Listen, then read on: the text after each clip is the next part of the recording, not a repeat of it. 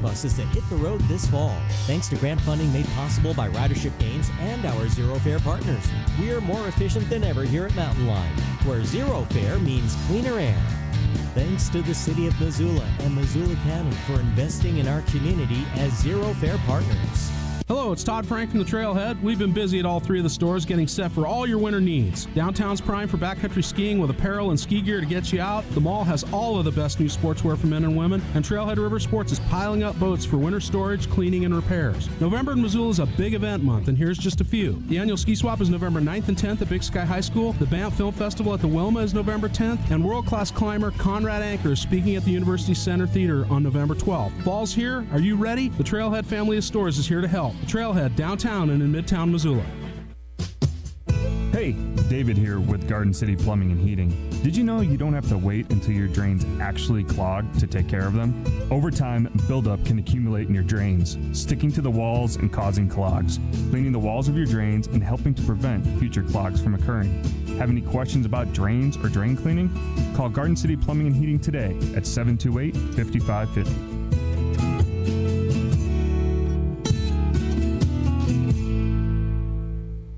Gold Boats and RV is hosting the annual Avalanche Awareness Seminar with MissoulaAvalanche.org at Big Sky Brewing on Wednesday, October 30th at 6 p.m. Mike Duffy will lead the seminar and will provide backcountry goers information on the dangers of avalanches and rescue techniques. The event is free, and a BCA Float MTM Pro vest will be raffled off to one lucky winner. Gold Boats and RV is one of the oldest ski-doo snowmobile dealers in the U.S. and are very invested in safety techniques. Call 406-549-6169 to RSVP and email joe@grvb.net for more info. ESPN Radio for Western Montana, KKVU HD3 Stevensville, and 102.9 FM on K275BS Missoula. It's 4 o'clock.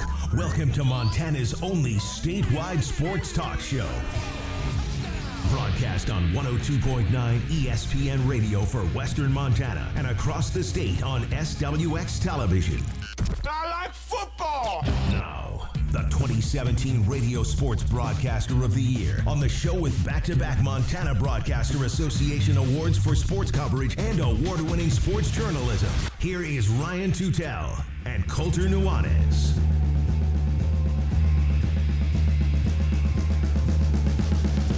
And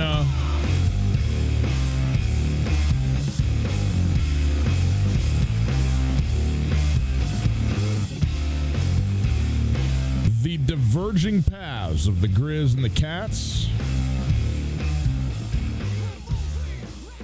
Avalanche awareness, 'tis the season, and high school football playoffs across the state. It is Tootell and Nuanez on 102.9 ESPN Radio and SWX Montana Television. Hi, how are you? Great to be with you here on a Tuesday afternoon, a very nice Tuesday, I might add. Give me all the cold you got as long as it's mixed in with sun. That's what I'm into. We are broadcasting live from the Kurtz Polaris studios. Kurtz Polaris at 2904 West Broadway in Missoula, Highway 83 in Sealy, and online at kurtzpolaris.com. You can find us on the World Wide Web as well, 1029ESPN.com. There you can listen live on the Listen Live tab. It's called a stream, and it's there thanks to Opportunity Bank.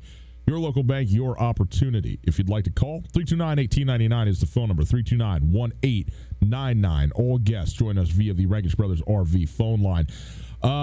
Here we go. What do we got in the show today? We're going to hear from the Monday press conferences from both head coaches of the Montana State and Montana football teams. We'll start with Jeff Choate and being, I think, pretty candid, frankly, on some thoughts coming out of the North Dakota loss and now 2 losses in 2 games with a bye week in between, so we'll hear from him. We also, at 4:30, looking forward to this, going to have Joe Rector in studio with us. He's from Gold Boats. The annual Avalanche Awareness Seminar is happening tomorrow night at Big Sky Brewing, so he's going to come in here, talk to us about that a little bit. We will then hear from Bobby Houck. We're going to split this up a little bit throughout the week, but we're going to hear Houck again coming out of the Eastern Washington game, talking about that game a little bit, and also about a couple more comments about the quarterback situation, both about Cam Humphrey as a player and about Dalton Sneed as a his availability, etc. So we'll do that at the top of the hour. Going to spend a little time today high school football. We got all the playoffs. I got right here in my hot hand a bunch of brackets, double A, single A, B, everything sitting here ready to go this weekend for high school playoff football. So pumped up about that. We'll also, of course, get you set for World Series Game 6. Game 6 tonight, 6:08 first pitch. We'll have it all for you right here on ESPN Radio. And Steven Strasburg going up against Justin Verlander. Strauss trying to keep the Nats alive for a Game 7, which, by the way, Max Scherzer has been medically cleared to play in if it comes to it. But obviously one game at a time. The road team, 5-0 in this series. Pretty remarkable. So there you go. It's our show Outlook. It is brought to us by MissoulaGutterCleaning.com. Missoula Gutter Cleaning, the most fun, most insured company in the business, MissoulaGutterCleaning.com. Of course, we will also give you another word of the day today. Word of the day to win a keg and a kegerator. The kegerator from Fred's Appliance and the keg from Great Burn Brewing. So we're giving that away next week. We've been doing the word of the day. The more days that you enter, the more opportunities you have to win. So we'll give you the word of the day. Text that in as well. Coulter, how we doing over there? Looking good. Thanks, dude. Yeah, man. Those new hat you got? Yeah. And a new hat. Got a, this is the, I think this was my Father's Day flannel, or maybe it was my Christmas flannel from last year. How do you turn the corner to embracing the portion of style within your persona where wearing hats are acceptable at all times? You've done it. I don't know. There is no situation where you could walk into where someone would be like, that's so rude that Ryan Tootell would be wearing a hat. Mm-hmm. They just assume that you're going to. Yeah, I mean, I'm partially hat and partially not hat, but the reality is, Coulter, and you already know what the answer is to the question. I'm so great looking, it doesn't matter what I'm doing with what I'm wearing or not. It's going to work. It's going to work. If I got a hat on, if I don't, if I'm at, church, funeral, wedding, show, out in the world, I can do whatever I want to do, and everybody's going to like it. It's the general approach I have to my life. My father reached this point in his life, but often it's because he had the cowboy hat thing. Yes, he did. The cowboy hat, you get away with the cowboy hat no matter what. Chuck's the cowboy hat guy. Nobody's going to tell the cowboy to take his hat off. Yep. That ain't happening. No. It's amazing. I used to be a hat guy, and now I am not, and I don't know what happened. Yeah, you wear hats from time to time. No, I do, but when I wear hats, people they obviously assume you're in a casual situation. You must be going to the bar to drink. Or just going to hang out with Ryan's kids or something, That's right. Like, I couldn't get away with this wearing a hat. And like, when I have worn a hat on this show probably like 10 times, and people like text me and be like, "You skip work and go golfing today?" Maybe. No, I don't know, man. Sometimes you got to wear a hat. Well, that's a nice looking hat. Appreciate that. Matches your maroon pants that Chapstick you like so much. Got the color. I don't have the maroon pants on today. When are we going to start teasing the coolest thing we've ever done? Not yet. Okay. Stay tuned. Coolest thing we've ever done. Coming up soon. It doesn't have to be doing maroon pants. I would like to put this out there, though, as a PSA since you brought it up. Because this hat is a maroon hat. This shirt is blue and white and cranberry. My pants are green for the radio listeners. Now you know the whole ensemble. My shoes are gray. I have a rotation of clothes, which if you matched pants with shirts in as many varieties as there are, you probably get up to about a baker's dozen. I probably got 3 pairs of pants, and I got about 6 shirts, whatever that combo is. That 18? Is that how you do it? You multiply them? I don't know. Okay? All I'm saying is I have been in, people assume in this state, and I understand, right? Blue and yellow, Montana State. Maroon, as it happens to be today, incidentally, and gray, Montana. It's impossible. Like, here's the thing. I've worn red shirts, straight red, like fire truck, fire engine red shirts. People are like, well, you rooting for the Grizz? I thought you were a member of the media. No. I'm wearing a red shirt. I'm not doing anything. I have a couple of hats. If they're not Packers hats, I think I got 3 hats that are not Green Bay Packers hats. This is one of them. It's maroon. Our ESPN hats and gear is all black and red, just traditional red, black and red. What it is. So I was wearing my ESPN hat on Saturday because if you didn't notice, it was freezing on Saturday morning. It was cold when we were broadcasting outside. Beanie, yes. And I can't tell you how many people were just throwing shade at me in the press box. Why are you wearing that Eastern Washington hat? I'm not. I'm wearing an ESPN Missoula hat. Why don't you take it off now it's the game? Well, because my hair looks horrible. The press is in this situation where we catch the flack, but all it is a mirror to yourself. That's true. Out there. You can think we're doing whatever we're doing, but all it is an indictment on where you're coming from. So don't sit here and start getting My first live TV shot from a road game was after Montana State won at Eastern Washington in 2011. I did a live hit with what used to just be ABC. Now it's the SWX guys. But the former guy, Jeff Eberly, we did a hit on the field, just real quick, analysis. I was wearing a baby blue shirt. So no colors associated with Montana State or Eastern Washington. But it was an American Eagle brand shirt, so it had an Eagle logo right here. And we got a letter to the editor at the Bozeman Chronicle saying, why did you hire a sports editor who roots for Eastern Washington? He's wearing an Eagles shirt on TV. People, get a grip. Anyways, speaking of people that need to get grips, how about the Montana State Bobcats? We went off on the Cats yesterday for about an hour and 15 minutes, and we were paraphrasing a lot of what Jeff Choate said in his press conference yesterday. And you mentioned that I thought it was revelatory press conference. I thought it was a very honest, as is his customary fashion, press conference. I thought he took a lot of accountability, but I also thought it was a very proactive press conference. I thought that he intentionally expressed accountability to stay ahead of the tough questions. Most of the tough questions were answered before he could even before the question session began. Yep. Well, here we go. We have a fair amount of sound for you from Jeff Choate, so we're going to roll through a few of these things. This is again from his press conference yesterday, 48 hours after their loss to North Dakota, which brings them to 2-2 in Big Sky play. Here's Jeff Choate on the second half. Second half, I just think there were so many things that we could have done better, starting with me as the head coach, in terms of, getting us into better play selection, utilizing timeouts to get us out of bad play selection. There was just so many things that were available for us, and then in a game like that, it's going to come down to 4 or 5 plays, and you really got to credit them. I mean, they made those plays. I mean, even though we didn't field the punt, that punter put the ball down on the 1-inch line, okay, and that was a huge play. We didn't protect well, but they made a play, and that's what we didn't do. We didn't go make plays. Our playmakers didn't make plays. Okay, couple things in there. First, I want to start about. On one hand, he says that's on me, 100%, takes accountability.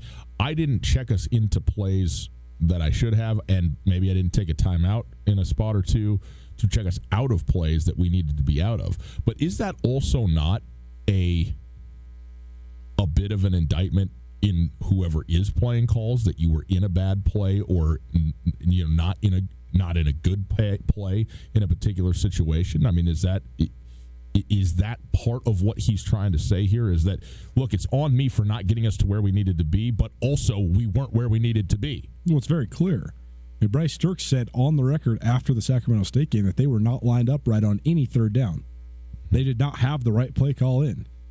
I think some of that goes to credit to Troy Taylor for staying a step ahead, and some of it goes to Kane Ione for being a step behind. And I think that Montana State, it's accentuated even more on the offensive side of the ball. And I think that their play calling offensively has accentuated their lack of diversity. Here is Jeff Choate about the offensive challenges. I'm not going to sit here and pretend that I'm a genius offensive mind. I think what I understand is defensive football better than offensive football. So when I have suggestions, it's based on the style of defense that we're playing. And so through the course of the week, I have sidebars with our offensive staff, our defensive staff, with BJ. This last week, quite honestly, I spent much more time on defense, and coming off the Sac State game, off the bye, that was an area where I didn't feel like we were playing with the right edge, and devoted more time to that particular side of the ball. But that's still going to be, as I tell Matt, I'm making suggestions. I'm not making demands during a game, unless I tell him, hey, we're calling this. And so that's what I try to do. Is you can always tell when when a play caller is struggling for a call. It's easy for me, whether it was Ty or Kane now, it was easy for me on defense. Go to this. Go to this. Go to this. I can help those guys because I've done that. And on offense, it's got to be, I think that's where we have to do, starting with me, a better job of helping Matt. It's interesting because, that, again, like you said, very honest, very candid, and clear. He spent 2 weeks, or the majority of 2 weeks, including the bye week, working with the defense. And he's very comfortable defensively. That's where he comes from. And guess what? Montana State played a really good defensive football game. Oh, no doubt. If you give up less than 20 first downs, 316 yards of total offense, 2.3 yards per carry in the ground game, only 60 total yards rushing, you win the takeaway battle, and you give up less than 50% on third down, you should win that game almost across the board. But then this is also the double-edged sword of it. He promotes Matt Miller last year, and when Matt Miller took over, from that point forward, it was night and day how much better the offense was for the Bobcats last season from that moment till the end. This year, it has been really good actually at times in the run game, and it has also been faltering, borderline just flat out bad at other times. And if Jeff Choate isn't the guy who's able to, in the moment, feel comfortable about going, hey, offensively, this is what we need to go to. This is what we need to go to. And Matt Miller is a young guy, a first-time coordinator, a first-time play caller. Where does that come from if it starts to go sideways? And clearly on Saturday, that was the issue, and there wasn't an answer to that. There's never been an answer. That's their whole issue. They're on their fourth offensive coordinator and their fifth quarterbacks coach in 4 years. It doesn't matter if any of those guys are genius offensive minds. They just don't have any foundation built or any continuity when it comes to that. Here is Jeff Choate talking about playing not to lose. It stings and it's tough, and we can control what we can control moving forward. We got to not listen to outside noise. Stay focused on what we've got to do to improve. I really felt like we did some of the things we talked about going into the bye week on defense, and I think we started to do that on offense. And then as the game got tighter, you could almost sense that it was like, let's not screw this up. We're in a close game. Let's not make mistakes. You got to play to win. You got to play to win. You can't call games or play games not to lose. And that's been my message to our staff and to our players moving forward, is that, no matter what, these guys are going to respond how we do. And if we tell them and show them, really not tell them because words are meaningless, but show them that we believe in them, we have confidence in them. And when plays are available, let's call that play. Let's not, get kind of pushed into a box. And now, by the way, just as a radio guy, words are not meaningless. Take great effect. Hilarious that one of the great orators of any form I've ever been around says words are meaningless. No, context, of course. We of course understand what he's saying. Like, you want to be there, be an example. When he says, when the game started to get tight, felt like we called plays, but also players played offensively, not to lose, not to mess this thing up. I want to go back to fall camp for this football team, Coulter. Spring football, yeah. Yeah, but particularly fall football, both really. The number one issue, it seemed like, that was being had when there was a hot and heavy quarterback battle going on between Casey Bauman and Tucker Rovig, is that both of them were playing with a fear of mistakes. Yep. That they didn't want to be the one who made the mistake and then all of a sudden ended up in the backup spot because they threw the interception. But also, the flip side of that is that how are you going to make a play if you're not, again, taking care of the football, but there's a risk reward, man. There just is. Not every football you throw. In fact, in this sport, at the Division I level, most footballs you throw are just going to be to blatantly wide open receivers. And so how does that translate?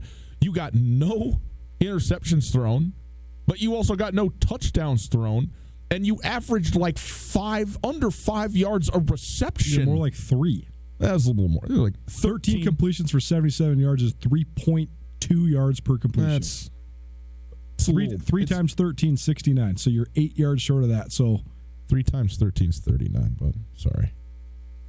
You're right. Okay. It's only because I've been teaching math. It's only because I've been teaching math to the Put kid. That in the mashup. In any case, point B, but still, you're talking about five 5 yards a carry, 5 plus yards of reception, whatever. Point is, 13 receptions for 77 yards. It's not even. You're not even ahead of the sticks. But this on your per pass attempt. I just wrote this in my first look that we're putting out on Skyline Sports. I just wrote this statistic. Montana State is averaging 5.6 yards per rush and 6.3 yards per pass completion. That's incredible. It's incredible. I mean, it's incredible. It's incredible that you would even throw the ball at that point. I mean, this is what we've already said, right? Why would you throw the ball 26 times if you're getting almost as much production in the run game as you are the pass game? And again, that's per completion. The per attempt is like 3. So I want to go back to what you just said, the fear of failure. I think this has been the thing that has just clouded the entire quarterback situation from the offensive coordinator through the quarterback's coach, through the players playing the position, is the fear of failure. And in the sweetest or sickest irony you could describe, the only dude who Montana State's had taking snaps under center who wasn't straight petrified of making mistakes is Chris Murray. I don't think Troy Anderson was, but he was never operating like a quarterback. He was just getting the ball and just running you over. Yeah. I mean, Chris Murray, though. Say what you want about Chris Murray. I mean, imagine if Tucker Robick just had Chris Murray's confidence. Yeah. He's twice as good of a quarterback, even just if he's the exact same operationally. To me, when I watch Robick, oftentimes he makes some throws that are cringeworthy, and you're like, man, that's terrible. Wow. Yeah. But a lot of times, it's mostly just the fact that he never seems like he's got that confidence and bravado. And so much of that, to me, comes from the adults in the situation. These are kids. The adults have to empower the kids. And Choate said that. He said it's not about anything except for what we show these guys in terms of instilling confidence in them. But I think it's a real factor because when you watch the way that Tyler Brugman, Casey Bauman, and Tucker Rovick all have operated, they've all operated like exactly what Jeff Choate just said, like they're playing not to lose. But here's the other thing. Jeff Choate is who he is, okay? And you and I think, both like Jeff Choate, personally, and love the way he goes about it in a lot of ways. But Jeff Choate is not, touchy-feely, warm fuzzies. He's not Dan Hawkins. He's not Troy Taylor. He's an intense defensive guy, okay? So he can be as encouraging as he wants to be and so forth, but the reality is, if you're an 18, 19-year-old kid, you're standing there, and Jeff Choate is watching you do what you do, there's an element of pressure that exists in virtue of nothing other than him being who he is. And that's not bad. It's not right or wrong. It's just a fact. You know who else is really intimidating to stand there and have to perform in front of? Bobby Hauck. So why can Dalton Snead do it? Because Dalton Snead has the personality and the person type to go out there and go, we're going to war. We're going to go do this. And he's got the skills. And he has a veteran offensive coordinator who was a Heisman finalist once upon a time. All of that. The thing that's crazy, though, is that so many people wanted to scrutinize Montana State's play calling and their offensive inefficiencies when Courtney Messingham was the offensive coordinator. Courtney Messingham just went and hung 48 on Oklahoma last week as Kansas State's offensive coordinator. Courtney Messingham's doing just fine. Back-to-back national titles at North Dakota State and now at Kansas State. And people wanted to Bob Cole was the scapegoat last year. He only lasted 8 games with the Bobcats. But Bob Cole made Jordan Lynch a Heisman finalist at Northern Illinois. I'm not trying to speculate or anything. All I'm saying is the fact that the problems remain the same, even though the subjects are different, sometimes somebody's got to look in the mirror. Well, but here's the other thing that I think it is, Coulter. We asked this. You're going to hear a great roundtable with Chris Chidovitsky tomorrow. We also have said we've been on the record a number of times with this about with Travis DeCure, and it's like, how do you motivate kids? How do you get kids to do what you want them to do? Oh, no. You don't teach them to do that. You recruit the guys, the players that can do that. And what I'm telling you is, if you went to practice and you watched Tucker Rovick sit back and throw the football, you'd be like, well, yeah, of course he should play. He's 6'4", whatever. 6'5". He can sling it. He can throw a great ball. He can sometimes. That's the point, though. Like, if you sat there and just watched him throw, you'd be like, oh, wow, yeah, he can throw a football. He looks – but he looks like all of those things. Sure. But the reality is that when it's actually put in place and he's standing back there, he's playing apparently out of fear. You cannot do that. He's playing out of worry, out of attempting, again, not to lose, to not make, instead of just going out there and going, I don't care what happens, let's roll.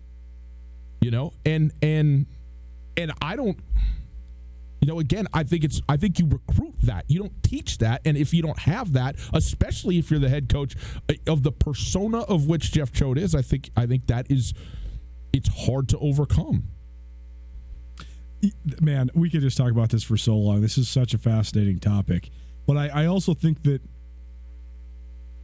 what do we say, like when Bob Stitt was recruiting all these 6'5", 320-pound offensive linemen, if you're 6'5", 320 and you're going to the FCS, you have some serious deficiencies. Mm-hmm. It's just like, first of all, the 6'5" plus quarterback is one of the most overrated things in football. There's very few Carson Wentz's out there, and there's way more Brock Osweilers and Mike Glennons, and the list of guys that are over 6'6" that have played in the NFL, there is not a great one among them, with the exception of Ben Roethlisberger and Carson Wentz. Besides that, not really any 6'6" or taller guys that have just completely lit it up. Most of them have been overrated because of how big they are, and that's accentuated in when you're that tall. Why you go in the FCS? All I'm saying is all the best dudes in the Big Sky right now are 6 feet tall. Jake Bear is 6 feet tall. Eric Berry is 5'11". Davis Alexander, who the Grizz are going to see this week, who I think is one of the more underrated guys, in the league, 5'11". Mm-hmm.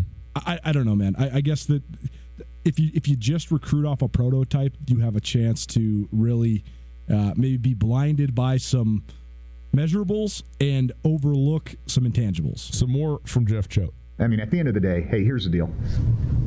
I'm the head football coach. When things don't go well, that's on me as the head football coach. And that's a fact. But it also isn't just. It's not just about one game. It's not just about, it didn't go well in this game and this on me. That can be, but it's also about how the whole thing is put together.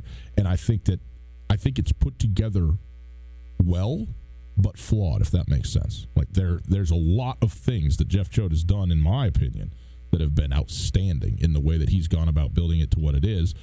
But that's the whole thing, though. When you have a terrible first season and you make people believe that the program was broken, at what point do you have to look internally? Montana State made the playoffs 4 out of 5 years, and then they had a 5-6 year that got Rob Ash fired, and then they were worse multiple years in a row. Mm-hmm. So what has he actually done? They haven't been worse multiple years in a row.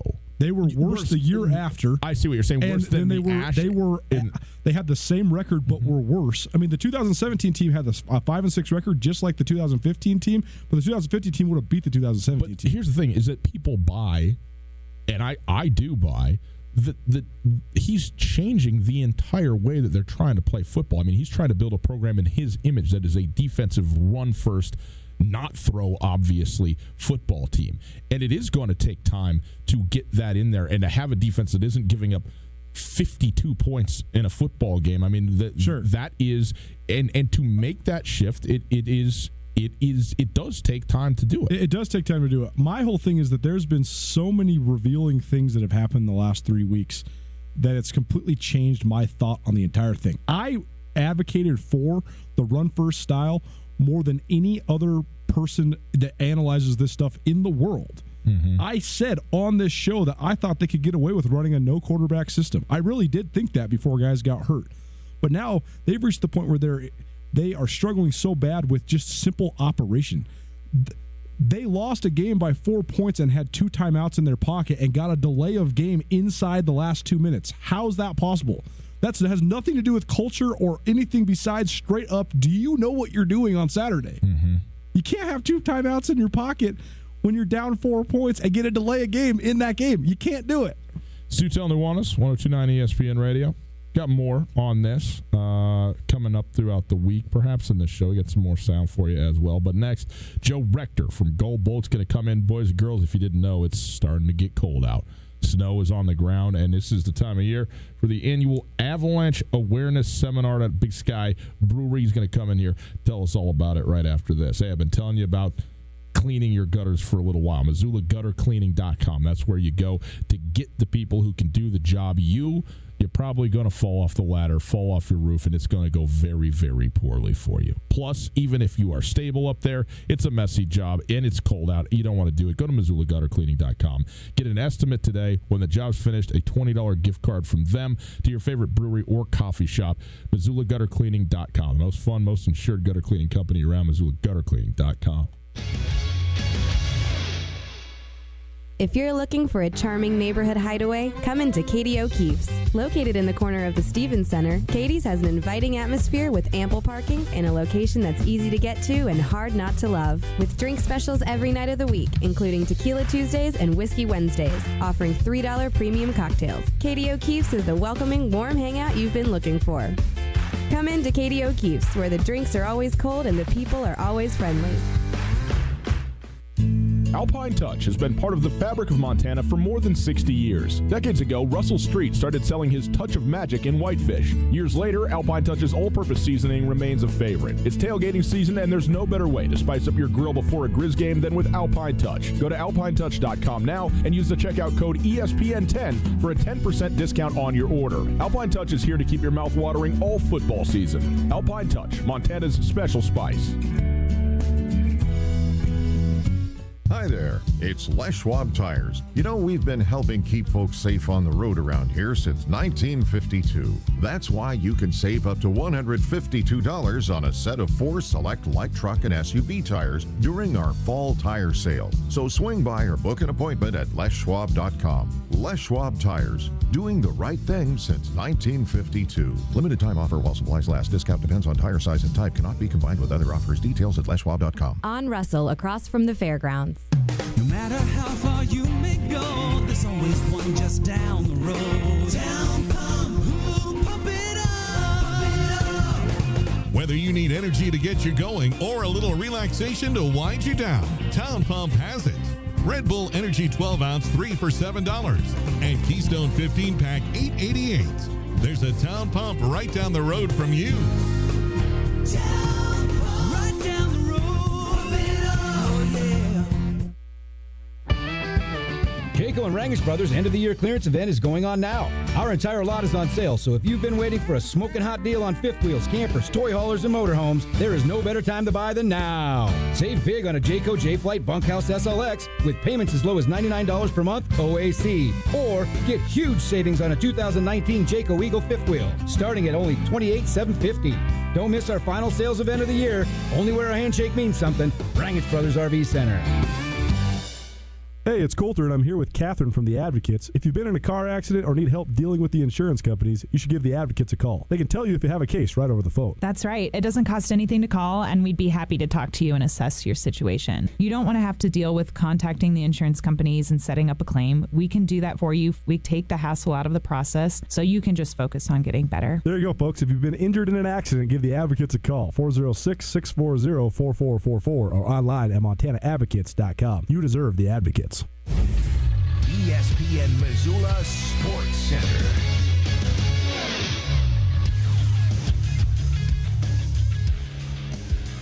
Montana bounced back from its first ever FCS loss of the season, a 49-22 drubbing at Sac State, to post a 34-17 win over Eastern Washington Saturday in Missoula. That victory throws Montana up 2 spots to number 8 in this week's Stats FCS Top 25 poll, one of 3 Big Sky Conference teams in the top 8 and one of 4 in the top 14. Montana State fell 16-12 at North Dakota and consequently fell 5 spots to number 14 in this week's poll. MSU has now lost 2 straight games with a bye week sandwiched in between a home defeat to Sac State and last weekend's disappointing misstep. In the middle of the second season playing in FCS at Independent, UND moved into the poll at number 24 this time for the first week. Weber State effectively ended UC Davis playoff hopes with a 36-20 win last weekend. WSU moves up 1 spot to number 3 in the poll. Behind a season-high 176 yards rushing from junior running back Elijah Dotson, this week's Big Sky Conference Offensive Player of the Week, Sac State posted a 38-14 win over Cal Poly. That victory moved the Hornets up 1 spot to number 6. Sac State hosts Weber State in a pivotal Big Sky Conference showdown on Saturday. And finally, tonight, Game 6 of the World Series. The Washington Nationals attempt to extend the series to a Game 7 in Houston. Strasburg versus Verlander. First pitch, 6:08, right here on ESPN Radio. This ESPN Missoula Sports Center is brought to you by Aspen Sound.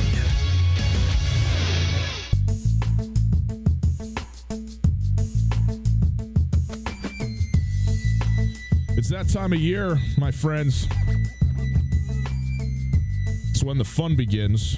You want to make sure it's fun all year and that you don't get any trouble out there in the wide world of snow. It is Tootell and Nuanez, 102.9 ESPN Radio, broadcasting live from the Kurtz Polaris studios. Kurtz Polaris at 2904 West Broadway in Missoula, Highway 83 in Sealy, and online at kurtzpolaris.com. Happy to have in studio with us from Gold Boats, Joe Rector, to kind of talk to us about the annual Avalanche Awareness Seminar, which is happening tomorrow night. Joe, hi, how are you? Thanks for coming all the way by over here. Good. Thanks for having me, guys. Well, we're certainly happy to have you here, Joe. And the Avalanche Awareness Seminar, I know, is something that's happened over the past 10, 15 years or so, more or less every single year. It's out at the Big Sky Brewery this year. But tell us about what this is and everything that's going to go on out there tomorrow night. Well, we try to sponsor, or shall I say, get some other help from other people. That's why we're doing it at Big Sky. And we're doing it at Big Sky for a couple of reasons. One, they've gone as far as to put in an avalanche beacon park out back. So through the season, it gives people a chance to use the beacons, practice with multiple burials. They've done a really good job with that park. The other thing they do is they bring in the Avalanche Org, the Western Montana Avalanche Org, on Thursday nights, and we go through forecasting.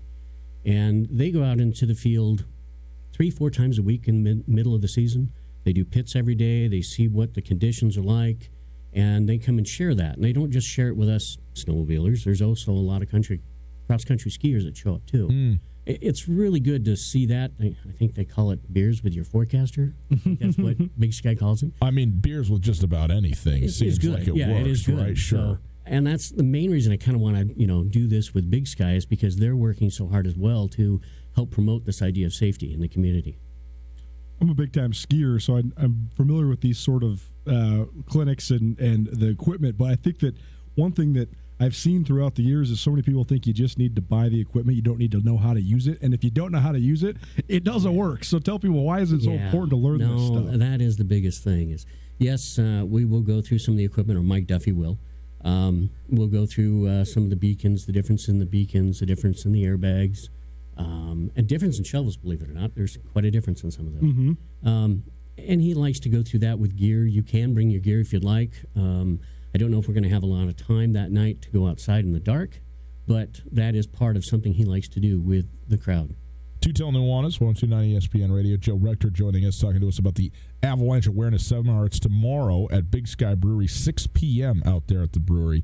If you're interested, you mentioned, Joe, Mike Duffy going to be out there as the speaker. Who is Mike, and what is he going to have for the folks that come? Well, Mike Duffy's kind of got a colorful history. He started off working in Colorado on a search and rescue team.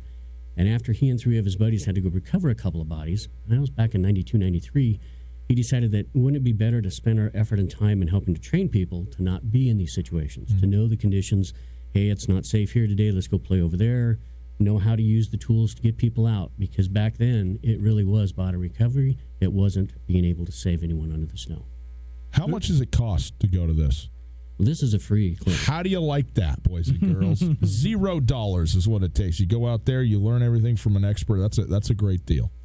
There's likely a science element to this too, right? Well, yeah. This kind of a thing we try to do as a freebie. Now, they have other classes that can be done on the snow. And Mike came to town and did 2 last year. We've got another group, Rocky Mountain Riding Lab, and they came in 2 or 3 last year. But those are classes where you actually go in the snow for the day, if not 2 days. And the 2-day one is not for the weak at heart. No, you go out and spend the night in the woods. RSVP is requested for this. It's free. You can show up, but it'd be great to know how many are coming and how many to prepare for, right? How can people do that? The best way is probably either give us a call at Gull or go to Go Boats and RV website. We have a sign-up right on there. Not a big deal, but, yeah, we would like to have a pretty good head count. Well, we know in western Montana and Montana in general, it's a big recreation state, and it doesn't stop when the snow falls. In fact, it can pick up when the snow falls. Well, we all live here, so you got to do something in the wintertime. Right. We all got to recreate. So this is just a good chance to learn a few things before you go out there. Tomorrow night, Big Sky Brewing, 6 p.m., the Avalanche Awareness Seminar. Joe's going to be there. Mike Duffy's going to be there. You can bring all of your gear out, by the way. You can check, make sure it's all set up and ready to go, and find out if there's maybe something that you might be missing or the next advancement in products and things like that as well. There's going to be a lot of booths out there and everything like that as well, right? Yeah, we'll have BCA out there as well with all of their new stuff. The Western Montana Clinic or Avalanche Center, they'll be out there as well. We actually have a BCA vest that's got the bag on it that we're raffling off. I mean, $5 tickets. I mean, very inexpensive for an $850 bag. Yeah. So, buy a couple of tickets. All the money goes straight back to the Avalanche org. That's why we do this, to help support them. Well, fantastic. Tomorrow night, if something you're interested in, or if it's something that, you got family members that do and stuff like that, it's a great thing to be at. Make sure that what is supposed to be fun stays fun and stays safe, especially when you're out in the backcountry in the snow this winter. Joe, really appreciate you coming by. Thanks so much for being here. Thanks, guys, for having me. Quick break. Bobby Hout, he's got some thoughts. We'll give them to you next. Team you were last year, and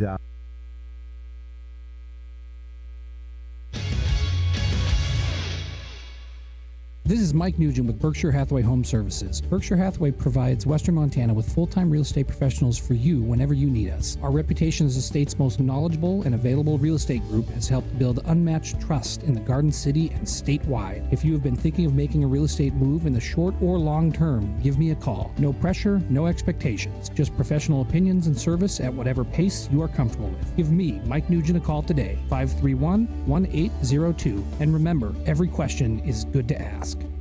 We combine quality ingredients with home-style recipes to create the Montana Club's Fall Comfort Food Menu. Savor our tender boneless beef short rib or caramelized brandy apple pork shank. Dig into our classic savory chicken pot pie or fall for our zesty skillet lasagna. Top things off with our creamy pumpkin skillet a la mode. Scratch-made comfort food that's as real as it gets. Served 11:30 to close at the Montana Club on Brooks and North Reserve, Missoula.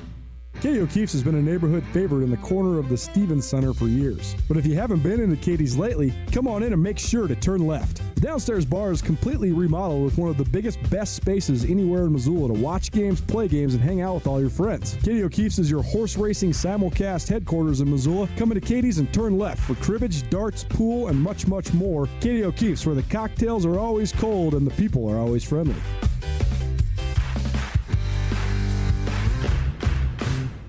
Have you been in an accident and have no idea what to do? I'm here with Catherine from the Advocates Injury Attorneys. Unfortunately, people are injured in accidents every day, and dealing with the insurance company can add even more pain to an already bad situation. That is where hiring the advocates can help. Let us guide you through the process and take on the hassles for you so you can just focus on getting better. If you've been injured in an accident, give the Advocates a call, 406-640-4444, or online at montanaadvocates.com. The Advocates are on your side.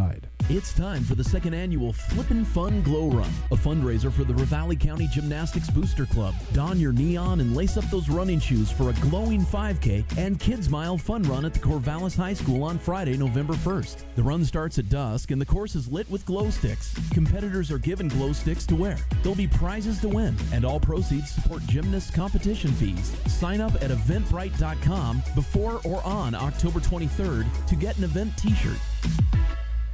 Are you interested in putting solar panels on your roof? Do you want the latest on Montana's renewable energy policies? The Montana Renewable Energy Association is a leading voice for renewable energy, education, and advocacy in Montana. From community-based clean energy events to advocating at the Montana legislature, they work to ensure Montana's future is powered by the sun, wind, and earth. Find out more about MREA and join as a member by visiting montanarenewables.org or calling 406-214-9405. Tootell and Nuanez on 102.9 ESPN Radio for Missoula.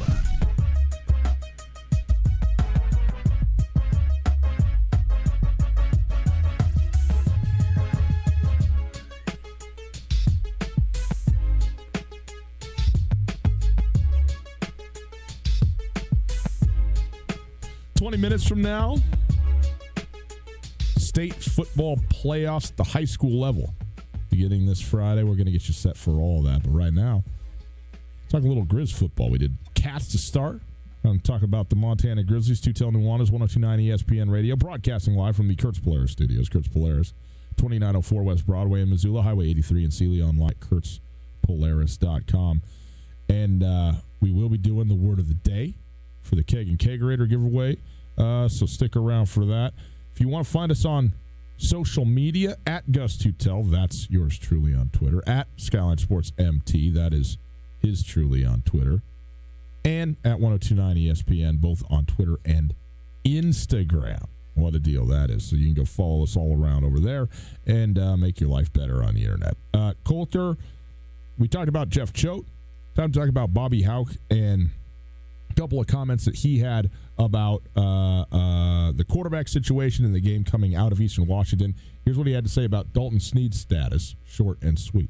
Dalton will practice either Wednesday or Thursday this week, and we'll see if he's ready to go. So, and again, we talked about this yesterday, but the fact that he will practice is obviously good news for Montana fans, and I don't think surprising. I mean, if you listened all last week and everything, felt like probably he's going to be closer, certainly, to, maybe even likely to play this week. But when you saw him on the sideline, you go, oh, wait, boot? Crutches, like the whole thing? Is this all coach speak? Are we even close? But if he says that he will practice Wednesday, Thursday, then, we'll see kind of where we go from there. That said, Cam Humphrey was more than serviceable for Montana on Saturday. Here's what Bobby Hauck had to say coming out of that Eastern Washington game, and pay attention particularly to his last comment about playing with a backup. Certainly, that was a good win for our team. We beat a team who had played in the national championship game a year ago and had 16 senior starters. We beat them with our backup quarterback, so I think that shows a lot of progress for our football team.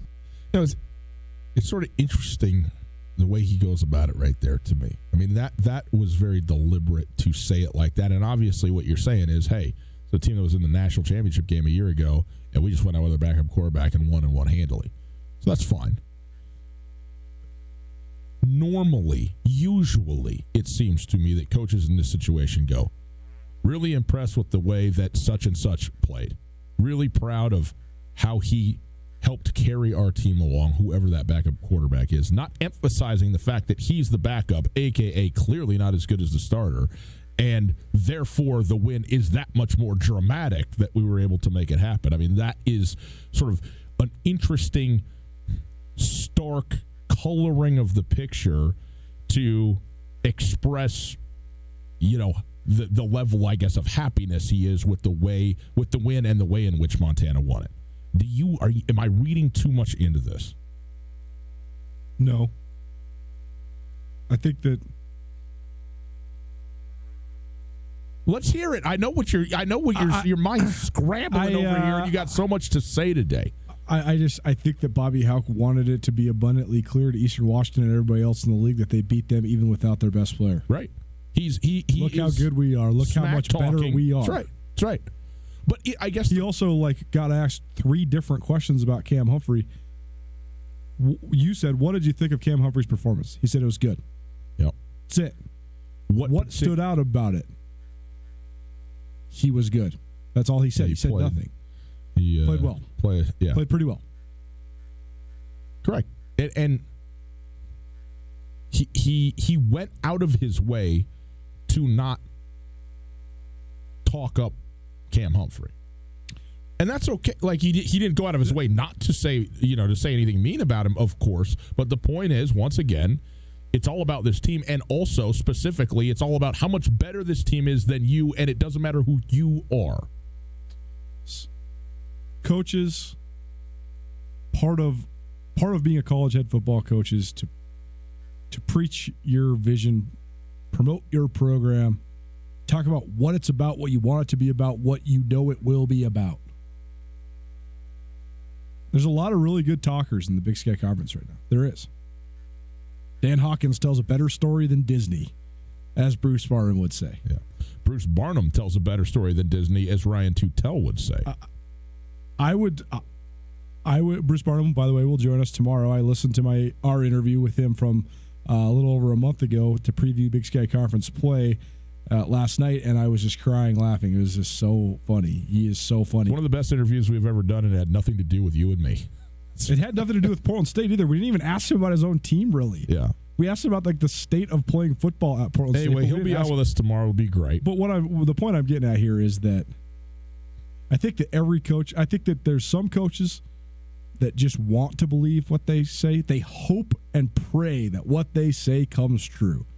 I think there's only 3 coaches in the league that not only believe what they say is true, but know it will become true.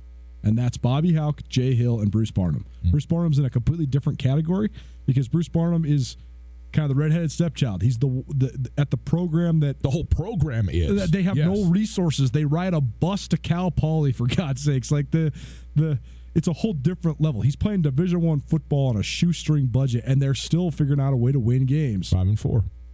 But Jay Hill never minces words, and he straight up puts his money where his mouth is, and they continue to win games at Weber State.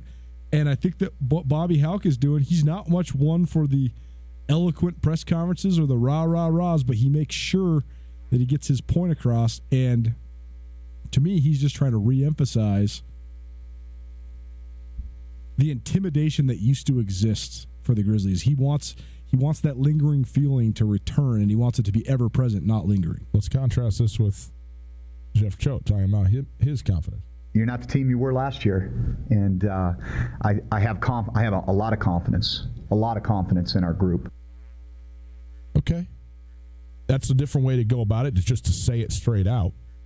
Hauck has said the same thing about this team, though. He says, I like the way our guys compete, and I love the way that they want to finish. I love the toughness that we have in the second half. He's talked about that frequently. And I think a lot of times, look, these coaches, you have to learn the language. You have to learn the language they speak in order to understand what they're saying. Bobby Hauck isn't going to say what he's saying with actual words. He's going to say what he's saying with intonation, with the inflection that he uses, and with often what he doesn't say.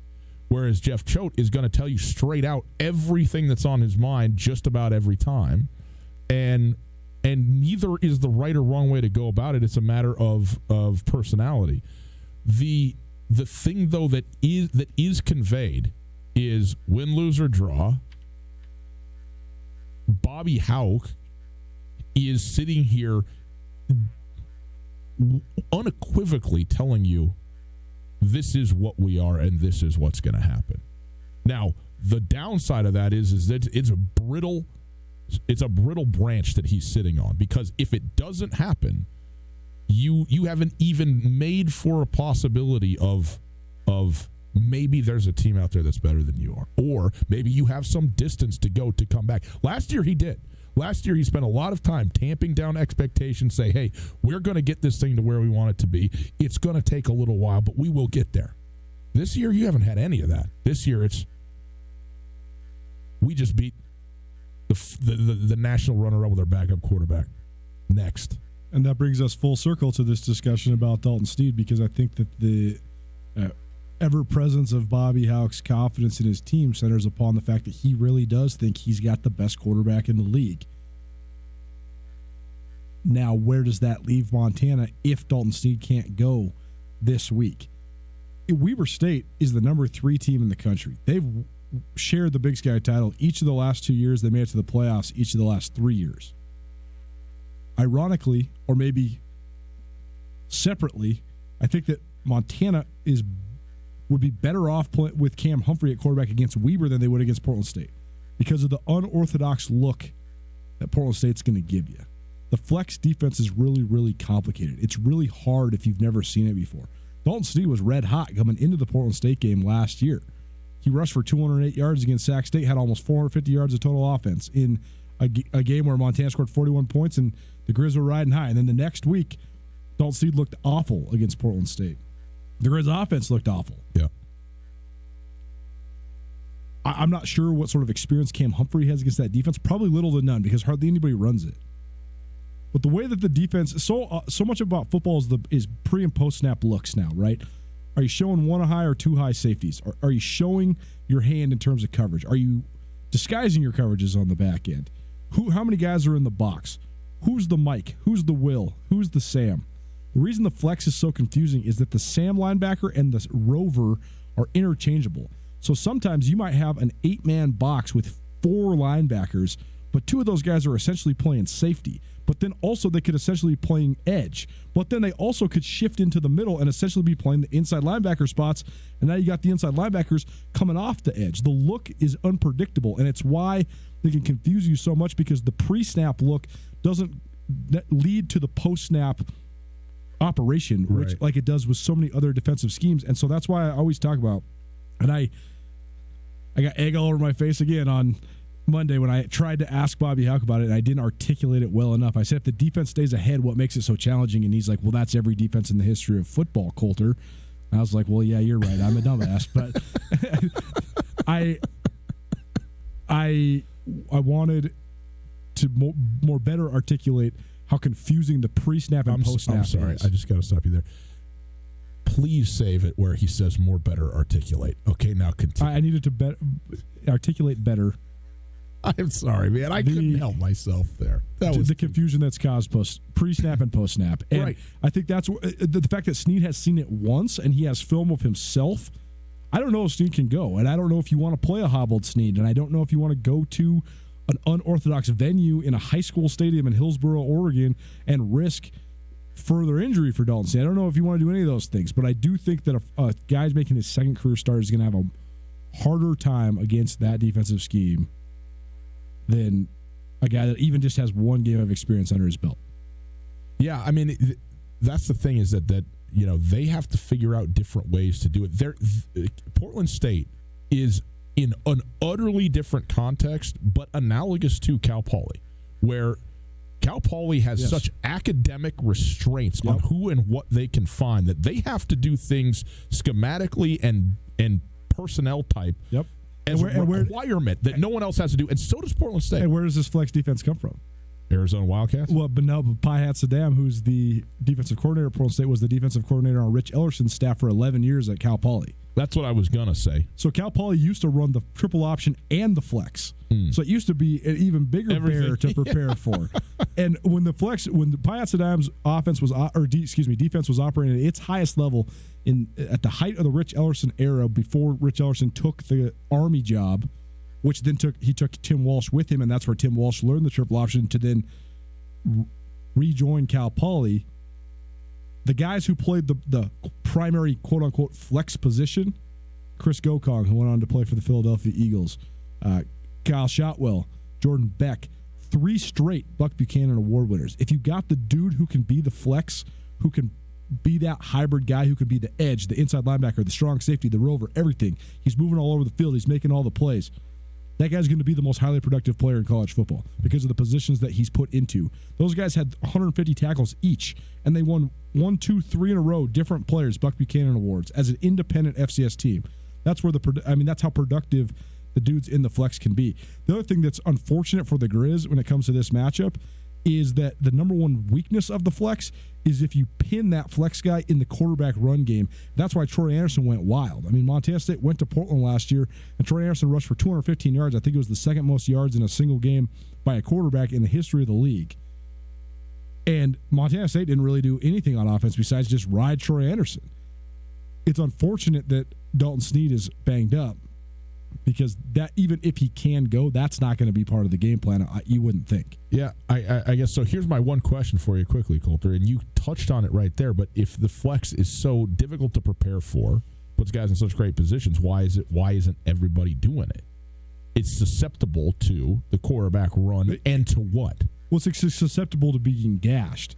If you don't stay one step ahead, you're one step behind always. Like if the quarterback and the offense is not fooled by the 2 flex guys that are moving around, you just destroy. You're leaving yourself wide open. You destroy to big plays. It's feast or famine. It's a ghost style defense. I've texted a couple guys I know that are former defensive coaches in the league, working on getting somebody on to truly explain it, because it really is super complicated. It's like my brother said. I said, explain the flex defense to me, and he said you can't, and that's the point. Hardly anybody knows how to explain it. Hardly anybody runs it. It's so intricate, but it does have deficiencies too. I think that, like, so why don't you run it? because you give up 41 points in the first half against Idaho State if they find the weakness in that specific way that they're flexing to your formations. Because all of a sudden, if the whole flex doesn't work, you have a corner man-to-man on Mikey Dean or Mitch Guller, or in the Grizzlies' case, Sammy Akem or Samari Torre, which could be an advantage for the Grizz. But you just can't. You have to find where the weakness is. It's Tootell Nuanez, 102.9 ESPN Radio. Hour number 1 in the books. Hour 2 straight ahead. We're going to get you set for playoff football. Wow, how about that? Already playoff football at the high school level. We will also give you the word of the day and plenty more of the World Series coming up. All that in the second hour. Coulter, before we get out, we want to make the people's lives better. It's winter. You know what that means to me? It's grilling season. I'm going to fire up the charcoal, get the meats on, get the vegetables going, and all of it is getting Alpine Touch. We're all about free choice and free will around here. If you get this 4 Big Mountain Flavors box, for those of you that can't see on TV, you got 1, 2, 3, 4 Alpine Touches. For those of you who can't see on TV, this one has all-purpose pepper blend, hickory smoked, and chili sublime. The $19.99 on alpinetouch.com. Go there. You can order this. It's great for your tailgates. It's great for gifts. This would be an awesome Christmas gift. Great stocking stuffer. Great for anybody that maybe lives out of state. Give them the 4 Big Mountain Flavors. All these flavors plus all the other ones they have are all awesome. $19.99 at alpinetouch.com. Make sure you use the code ESPN10 to get 10% off your order. But if you give us a call right now, we'll send this to your doorstep right here, right now. How nice is that? 329-1899. First callers give David your name, address, and phone number, and Alpine Touch will get you hooked up for the rest of fall, for the rest of winter. Alpine Touch, Montana's special spice. Alpine Touch has been part of the fabric of Montana for more than 60 years. Decades ago, Russell Street started selling his touch of magic in whitefish. Years later, Alpine Touch's all-purpose seasoning remains a favorite. It's tailgating season, and there's no better way to spice up your grill before a Grizz game than with Alpine Touch. Go to alpinetouch.com now and use the checkout code ESPN10 for a 10% discount on your order. Alpine Touch is here to keep your mouth watering all football season. Alpine Touch, Montana's special spice. Hi there, it's Les Schwab Tires. You know, we've been helping keep folks safe on the road around here since 1952. That's why you can save up to $152 on a set of 4 select light truck and SUV tires during our fall tire sale. So swing by or book an appointment at leschwab.com. Les Schwab Tires, doing the right thing since 1952. Limited time offer while supplies last. Discount depends on tire size and type. Cannot be combined with other offers. Details at leschwab.com. On Russell, across from the fairgrounds. It happens. You're positive you put your bank card back in your wallet, but the next time you need it, it's missing. Avoid the panic and take control with the My Card app and debit card from Farmer State Bank. Our app lets you control your debit card and securely turn it off right from your phone. Safe, secure, instant. My Card is available only at Farmer State Bank. Ask about it at any of our 9 locations or learn more at farmersebank.com. Farmer State Bank, member FDIC. In Western Montana, we know shopping local matters, and you may think you'd pay more for the quality and customer service that comes with it, but not at Selway Armory. Selway Armory is locally owned with knowledgeable specialists that can answer your questions. In addition to the expertise, though, Selway Armory also has a bigger selection and lower prices than the box stores. When you're in the market for firearms and accessories, save money with the experts at Selway Armory. Selway Armory, 2825 Stockyard Road, Unit E6, and online at selwayarmory.com. Heroes Therapeutic Outreach Program and Imagination Brewing have teamed up to fight trauma in our veteran and first responder communities with a special event Monday, November 11th from 5 till 8. The entire community is invited to honor and celebrate those who are on the front lines working to save lives and protect our community. Imagination Brewing will have free food and drinks, live music, raffles, and a silent auction, raising funds to stomp out trauma. Monday, November 11th, 5 till 8. For more details, go to imaginationbrewing.com.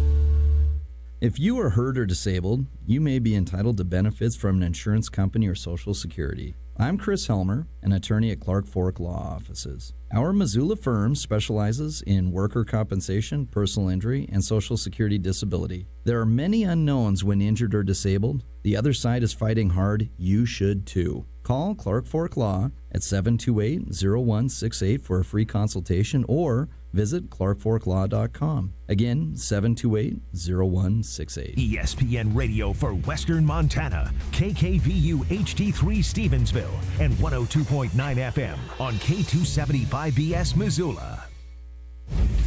ESPN Missoula Sports Center. Good afternoon, Ryan Tootell, Culture Nuanez, 102.9 ESPN Sports Center. Montana bounced back from its first FCS loss of the season last week to beat Eastern Washington this past Saturday, 34-17. The victory thrust Montana up 2 spots to number 8 in this week's Stats FCS Top 25 poll. They're one of 3 Big Sky Conference teams in the top 8 and one of 4 in the top 14. Montana State fell 16-12 at North Dakota and consequently fell 5 spots to number 14. MSU has now lost 2 straight games with a bye week sandwiched in between a home defeat to Sac State and last week's disappointing misstep.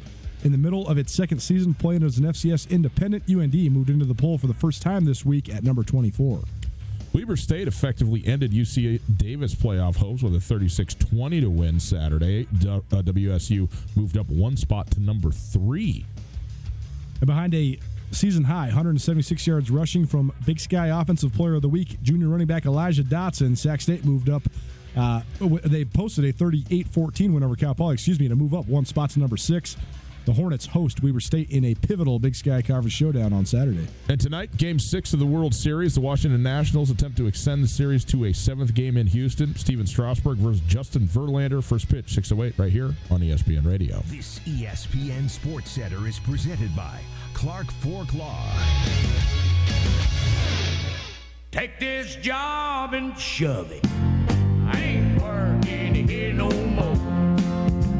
A woman done left and took all the reason I was working for. It's 5 o'clock. You better Are you off work now? stand in my way as I'm a What percentage of our listeners and viewers, Coulter, do you think go get off work at 5 o'clock? Oh, man. It's such a tough question in a town like Missoula. I'm going to say 28%. I don't know. I would say it's like 50-50. You think it's maybe 50? Yeah. Okay. I mean, a lot of docs, a lot of lawyers, those are incomprehensible hours. Some retired people into the show, they got no hours. There's some Missoula hustlers out there that are working swing shifts, graveyards, and such. And then we got our 9-to-5ers. Well, guess what? If you're any of the above right there, particularly if you're on your way home, good for you. You've gotten it done again. Welcome to your Tuesday evening, full of World Series baseball. It's Tootell Nuanez, 102.9 ESPN Radio, broadcasting live from the Kurtz Polaris studios. Kurtz Polaris at 2904 West Broadway in Missoula, Highway 83 in Sealy, and online at kurtzpolaris.com. If you missed anything in the first hour, check it out on the podcast. The podcast available wherever you get your podcasts. The Tootell Nuanez podcast available thanks to the Wingate by Wyndham Hotel. If you'd like to pick up your phone and call, you're welcome to do that as well. 329-1899 is the phone number. All guests join us via the Rangich Brothers RV phone line. Coulter, it is playoff football season. This is remarkable, man. I just can't even believe that we're already to this point in high school football, but such is the case. And we want to get everybody set up. I know it's only Tuesday and this is coming around this weekend, but we wanted to, take some time on this. This seemed like a good spot to do it. So here we go. It's our Prep Extra segment. It is brought to us by the Farmers State Bank. Farmers State Bank, your Montana bank since 1907. Also, farmersebank.com. Get the My Card app. Turn your debit card off. No matter where you are, you lose it, you misplace it. Safe, secure, instant. You can get it right back on again as soon as you find it. And Coulter, kind of an interesting deal. 15 teams now in Class AA with Belgrade's ascension into the AA ranks. And all of them are going to the playoffs. There are a couple of byes in the first round. Butte, Billings West both getting byes in the first round. But this all starts on Friday and headed into Saturday. The one thing I wanted to ask you, though, before this is with Belgrade, and then, I'm sorry, what is it? Bozeman? Gallatin High School. Yeah, Bozeman, Gallatin Is it going to be called Bozeman Gallatin, or is it just Gallatin? Yeah. Okay. So Gallatin I guess it just depends. I don't know. There's a couple lines of thinking. Like some people just call it Big Sky or just call it Sentinel. Some people call it Missoula Big Sky, Missoula Sentinel. I don't know. I'm under the school of thought that if it's the only one, as well as it's indicative of a county like Gallatin High School is, I don't know. Like newspaper style, we used to go back and forth for this, right? Because it was my thought that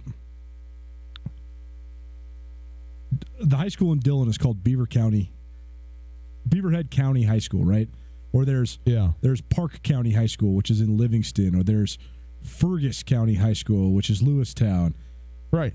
We would always reference them as the town name and then call them upon second reference what the high school's name was, rather than vice versa.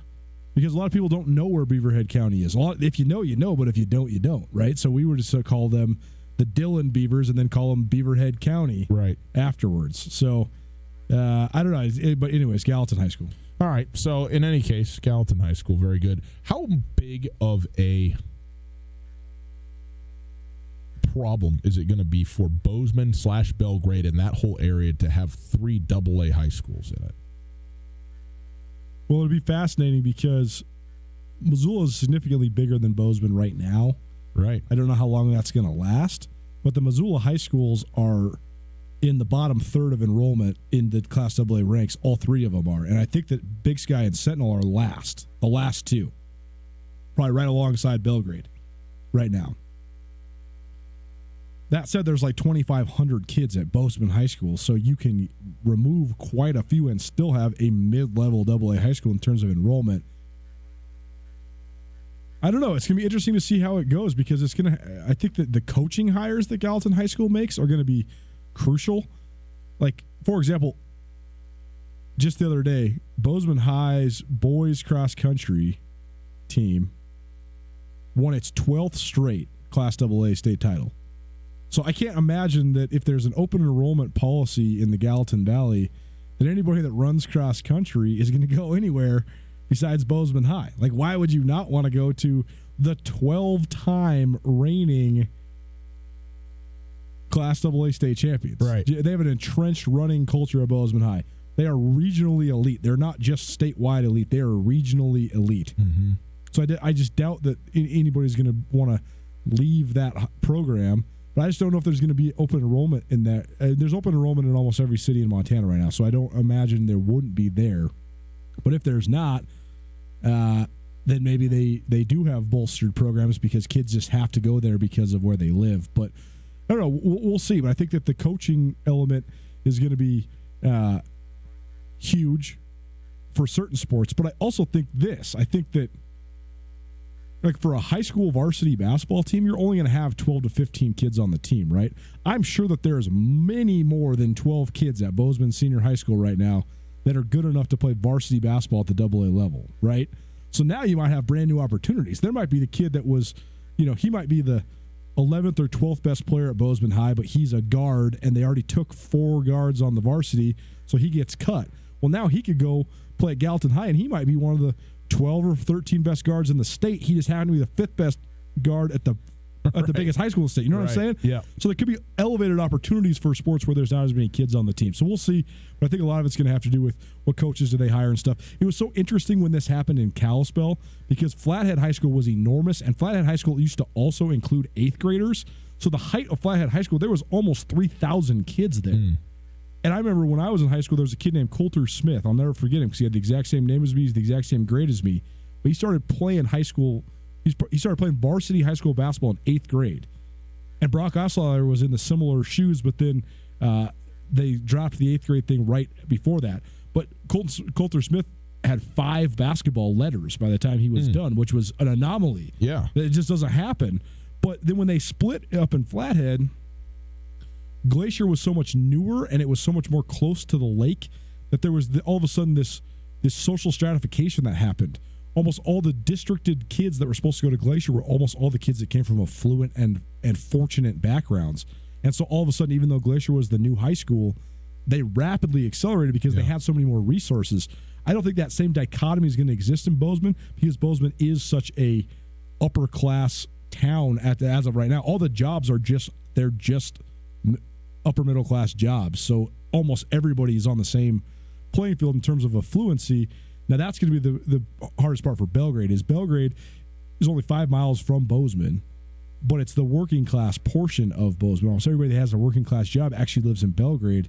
So now that could cater to, some of the tougher sports. Like Belgrade's always been so great at wrestling, so they've been able to, and they've stayed competitive. And I imagine they'll stay competitive this winter, their first winter doing AA. But then when it just comes to numbers games, Belgrade's really struggled this year in football, even though they were a great Class A program, because they just don't quite have the bodies yet. So it's going to be fascinating to see how the whole thing sorts itself out. Yeah, well, obviously, a lot of times it takes a while for a brand new school to get themselves going, but in Bozeman, especially when it is brand new and it's going to be really nice. It's not like they're just moving out a library and, putting classrooms in. I mean, this thing's going to be brand new, state of the art, and, all that for the new Gallatin High School. So we'll, see how that develops and how long it takes them to get going. So in terms of impact on the way that this works, though, there's 15 Class AA teams this year, so everybody got a bye, and then this is the one and only year this is ever going to happen. Everybody got a bye during the regular season. But this is the one and only time this is ever going to happen, though. The winner of the West, which is Butte High, gets a bye. The winner of the East does not. They don't. Yeah, exactly. It's the only time you could ever be the only team in the entire state of Montana now with everybody making the playoffs. You're the only team that gets a bye. And so winning the West was enormous for Butte this year. And the winner of the East is Bozeman. And here's what's ironic. Bozeman is probably the number 1 seed in the East and not getting a bye because of one loss on their schedule. The Big Sky Eagles. Mm-hmm. Guess who they're playing in the first round? Mm-hmm. The Big Sky Eagles. The one win for the Eagles came against Bozeman, and now they're going to match up against them in the playoff. And it's so interesting here in the first round, which is the round of 16, 15 essentially, because Butte does get that bye. But they'll be playing each other 7 o'clock. That game happening on Friday. But this is of all the weird matchups that you could have. I mean, Bozeman certainly will be favored, even though they lost. But Big Sky, man, they got to roll in there and go, hey, we've been here before. We've seen this. We know what's going on here. Let's see what we can do. And by the way, this thing is seeded such that the highest seed, a.k.a. the team that has the worst record that actually wins the first round, they're going to that spot in the bracket. So Big Sky, if they were to pull the upset, would be playing at worst the 8 seed and potentially even like a 10-12 seed, in this tournament in that spot. So it's pretty interesting how that sort of works out. The other half of that quarter of the bracket, Helena High and Great Falls CMR playing on Friday at 4 o'clock in Helena. The bottom half of that bracket, Billings Senior against Missoula Hellgate. The Knights, who started off so hot, struggled down the stretch. They go on the road. They got to go all the way to Billings to play a game at 1 o'clock on Saturday afternoon. And then the other Missoula team, the Sentinel Spartans, the number 2 team in the West. They are hosting Billings Skyview. For those folks around Missoula, 7 o'clock Friday night at Missoula County Stadium. Sentinel hosting a playoff game against Skyview. The other side of the bracket, Butte, looks like they're going to get the W. They are playing a bye in the first round. Great Falls versus Glacier is the 4-5 matchup. Helena Capital is the 3 seed in the West. They play the aforementioned Belgrade football team, who is the 6 seed in the East. And then the 2-7 matchup is Billings West in Billings. That game at 7 p.m. on Friday versus Flathead. So there you go. There's the list of AA matchups. 15 teams playing in all. So they basically took away the last week of the regular season to add a playoff that everybody qualifies for, and that's what this is. So basically you're just going to be playing your season finale or not. It's a do-or-die scenario now for everybody in the state. What do you think of it? On one hand, if you were to say to me, what do you think about this week? This is a much better week of football than what would have been the last week of football of the regular season before. Because in that scenario, 1, maybe 2 games are make or break, where if you win it, you're going to get into the postseason. The rest of the teams are already in. Maybe they're playing for a seed or whatever, but there's not the drama where every one of these is a loser-out football game. So that is the addition to it. I do think that there is I don't know what we're doing in the regular season when we set it up like this, man. I just don't get it. Same thing for Big Sky basketball. Why are we sending 12 teams from the Big Sky Conference? Totally, and I also think that we in our naive hearts want to believe that everybody wants their season to last as long as it possibly can, and that's just straight up not the case when it comes to sports sometimes. Yeah, I mean, sometimes you just want it to be over. If you're just really bad, like if you just haven't won a game, a lot of times you just want to move on, right? But on an individual basis and a team basis. The other thing too is you're going to send Flathead, okay, who great as they were last year is not good this year. Okay, they graduated a bunch of kids. They're not good. They're in Kalispell. You're going to drive them 650 miles on the 1st of November to Billings to probably lose by 50. This was the biggest. I don't understand. This was the biggest argument over the crossovers, because this is East versus West. Right. This is East versus West, so you have the potential for the crossover all the time. They do 1 East versus 8 West and vice versa, all the way up to 1 West versus 8 East. They should have. If you're gonna have everybody make it, you should do it like basketball. Do where it's Western and Eastern divisionals basically, and you're playing to get into the state playoffs. I don't know. I agree. Like it's ironic because a state championship rematch, between Billings West and Kalispell should be like a great storyline, but instead you have a Flathead team that's I think won 1 game, driving 650 miles. Half of them are probably like, man, do we really have to do this? I mean, I don't know. The thing is because it is encroaching backwards into the regular season, it's not as if it's an additional game as such, and so this is the de facto last game. It is the last game of the season for a lot of these teams who ordinarily would have had a last game of the season anyway. And, you can talk about the experience of playing in a playoff game or whatever, as far as that experience. goes. That's what this is all about for the college level and the high school level. David, our producer, mentioned why not forfeit. I don't know if that's necessarily, from a resource standpoint, maybe, but I don't know. It's like we talked about with several basketball coaches on the men's side of the Big Sky Conference. We said, what would you do if your team was the 10 seed and you had to, get everybody to go to Boise so you could go play the 7 or say you're the 11, the 6, whatever you are, you're going to go play a game that you're almost certainly going to lose. And several of the coaches said the same thing. They said, well, we would rather just be recruiting. Mm-hmm. Let me just have that week off and I can get ahead of everybody that's playing by spending an extra week out on the road recruiting. Well, and the other thing is it wasn't just the time, it's the money. I mean, it's, it takes $20,000 or whatever it is to get your team to Boise to play in a Tuesday playoff game or a tournament game. Right. Put them in the hotels and do the whole thing. If the season was over, all that money is still in your account at the university. Right. It's like Travis DeCure said, just give me the money. I can go to Seattle or Oakland and go watch the tournament. Obviously, that's not the case here. No, they're not recruiting here. And by the way, I do think there's a difference between the high school and the college level when we're talking about this. The experience for the kids is paramount at the high school level as far as I'm concerned. I think they're still at a level, even though it's competitive, even though you're playing to win, even though you're doing all that stuff. At the end of the day, this is about the kids. I don't have a problem. People get all bent out of shape. Oh, it's all participation trophies now, and it's all, ribbons for last place and all that kind of stuff.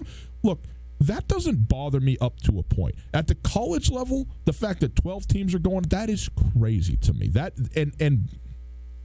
and I can get into all of those arguments and be with it. The high school level, not so much. It should be all about the kids. I'm just wondering if the regular season isn't hollowed out to a certain extent where that experience isn't what it could be. Now, maybe maybe it's the forest for the trees. When you're a kid playing football, it's just, okay, practice, play, practice, play. And is the reality that you're going to the postseason something that's making or breaking your experience during the regular season? Maybe it isn't. I don't know. But this seems to me, I don't hate this. I don't love it. I'm probably 60-40 for just having the 8-team playoff and letting that be what it is. But I'm not going to sit here and stand on the, I'm not planting my flag in the mountaintop here going, this is insane. I'm not doing that. In a sport like football, especially in a rural state like Montana, it just seems so irrelevant. Like in hoops, even if you're one of the worst teams, if you catch lightning in a bottle, you might be able to upset somebody and go to the state tournament. And then maybe you might be able to pull an upset in the state tournament and not go 0-2 barbecue. And then that's worth it. Even if you don't win or even get a trophy, if you just win a game at state in basketball, okay, now you maybe have salvaged an otherwise disappointing season. To me, when I'm looking at this bracket, I just don't even think that there's a quote-unquote underdog that has a chance to make a run. Like, I think that the way that the state is stratified right now, which is also the way that it's stratified most years, you're going to be hard-pressed to find anybody that outside of the top 6 that's going to make a run of any sort, that's going to win any sort of games. The only way, to me, in football at the high school level that it happens, because I think the stratification in high school football is almost always complete. I mean, you can have an occasional upset. The only way, though, that you get an upset that turns into a run is because a kid who wasn't eligible or who was injured, that is a playmaker, becomes healthy and is out there. Or like a really young guy who comes of age, like a sophomore who starts clicking for us. Basketball, it can happen, especially with a double elimination. It's a whole different deal. Football, it does not happen. Right, and so when I'm looking at this bracket, I just feel like it's going to be almost chalk. Like, I would be shocked if it's not Butte and Billings West on the bottom side of the bracket in the semis. I would be shocked. Maybe Helena Capital, but they're the 3 seeds. So, of course, they have – I mean, if it was anybody but those 3, I would be utterly shocked. Belgrade, Flathead, Glacier, shocked. And on the top side, if it was anybody but Missoula Sentinel or Bozeman in the semifinals, maybe Helena High. But Billings Senior is the 3 seed out of the East, but the East was a lot worse than the West this year. Yeah. So it's Senior was a 500 team. I don't think they're as good as Helena High. Helena High's number 5 team in the state. And they wouldn't even play each other. I mean, they'd have to beat Sentinel, presumably, if they were going to do it. And that just seems Sentinel's going to be an overwhelming If I was a betting man, I'd say that the top seeds are going to be playing in the semis, which makes the whole bracket, I don't know, sort of irrelevant. Quickly, just to go through the other ones. Class A, a playoff, which I said was going to be epic, Coulter. Miles City, by the way, has a bye in their first round. They will play the winner of Frenchtown and Whitefish. Frenchtown, the number 2 seed here, playing Whitefish.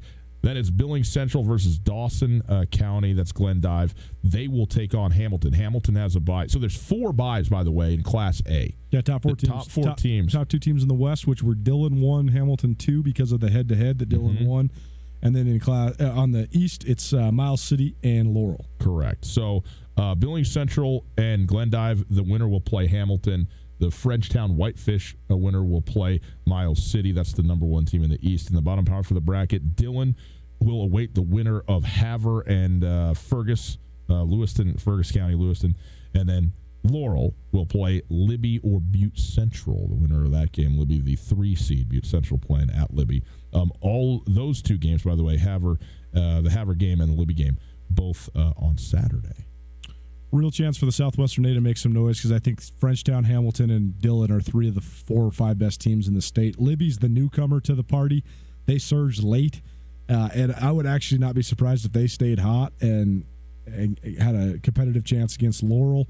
But I do think that Dillon will be a heavy favorite over the 2 teams that they could potentially play. So I think he could almost stamp a semifinal appearance for Beaverhead County High School. And then Billings Central if Billings Central can outlast Glendive, then all of a sudden you got a rematch last year's state title game between Hamilton and Billings Central. That could be interesting. But Frenchtown Hamilton could be interesting as well. So we have some potentially compelling matchups coming up. Well, but I do think that the teams in the Missoula area are among the favorites. Miles City getting no picnic with the 1 seed in the East, even though they have a bye. If Frenchtown beats Whitefish, Frenchtown give you everything you got coming out of that bracket into the quarterfinals. So that's a you get your week off in the first week, but you better be ready to go if you're Miles City when it comes to the quarterfinals. And no picnic either, because Hamilton, I think everybody thought was going to be just on a quest to avenge the last 2 years of losing the state title game, but Now they're going to have to get through that number one team in the East, which is the only undefeated team in the entire classification in Miles City, if they're going to go back to the state championship. In Class B and Class C, go online, mhsa.org. That's where you got it all. Max Preps has it too, but you can check out all of the matchups across the state. I mean, there's a ton of them. I mean, you're talking about dozens of games. For the majority of our listeners are Missoula radio listeners, so we'll tell you this: Fairfield number 1 in Class B. Florence Carlton had a great year this year. They're the number 2 team out of the West, and they'll play Shepherd. And Missoula Loyola, even though they had an up and down year, they had a matchup against a team they've already played this year. They defeated last year. They lost this year to Huntley Project. So Loyola Huntley Project is an opening round matchup. And then Class C, as always, going to be a free-for-all because it's just so fun when you're playing with a couple less guys on the field. It's our prep extra segment. Love this time of year, man, even though now it's a week early. How about that? It's brought to us by the Farmer State Bank. Farmer State Bank, your Montana bank since 1907. Online at farmersebank.com. We'll take a quick break. On the other side, World Series, Game 6. Set you up with everything you need to know next. Garden City Paint and Glass in Missoula is like your paint doctor. They take the pain out of painting. Don't trust your home to anything less than professional PPG paints from Garden City Paint and Glass. Go to visualizecolors.com. Scan in your room photo to see what color combinations will look best before painting. That's visualizecolors.com. Featuring professional PPG paints. Garden City Paint and Glass in Missoula, across from the Southside McDonald's at 3217 Brooks. Here in Montana, we are lucky to have huckleberries growing high up in the mountains. Floco brings them to you at each of our locations across western Montana with Huck Lemonade, Huck Smoothies, and yes, even a scoop of huckleberries on your morning oatmeal. Stop by for yours or go to FlorenceCoffeeCo.com. The best flavor under the big sky, Lawrence Coffee Company. If you are hurt or disabled, you may be entitled to benefits from an insurance company or Social Security. I'm Chris Helmer, an attorney at Clark Fork Law Offices. Our Missoula firm specializes in worker compensation, personal injury, and Social Security disability. There are many unknowns when injured or disabled. The other side is fighting hard. You should too. Call Clark Fork Law at 728-0168 for a free consultation or visit clarkforklaw.com. Again, 728-0168. The biggest season in sports is shifting into overdrive, and the Desperado Sports Tavern has the fuel you need to make it to the finish line. By now, you've heard that the Despo serves the best wings around, but did you know they have a full menu with burgers, nachos, chicken strips, sandwiches, cheese sticks, and even steaks? Fill your tank, then wash it down with an ice-cold beverage or two. Keep your head in the game with 32 HD TVs and room for the whole crew. The Desperado Sports Tavern on South Russell, across from the Y. Hi, this is Michael Legg, Artistic Director at Montana Repertory Theater. Next at the Rep is Love That Dog, a play for young audiences. Jack's teacher won't stop giving the class poetry assignments, but Jack hates poetry. Every time he tries to write a poem, his brain feels empty. But an assignment to write about Jack's dog changes everything. Love That Dog is suitable for all ages and runs November 1st and 2nd. Get your tickets at montanarep.com.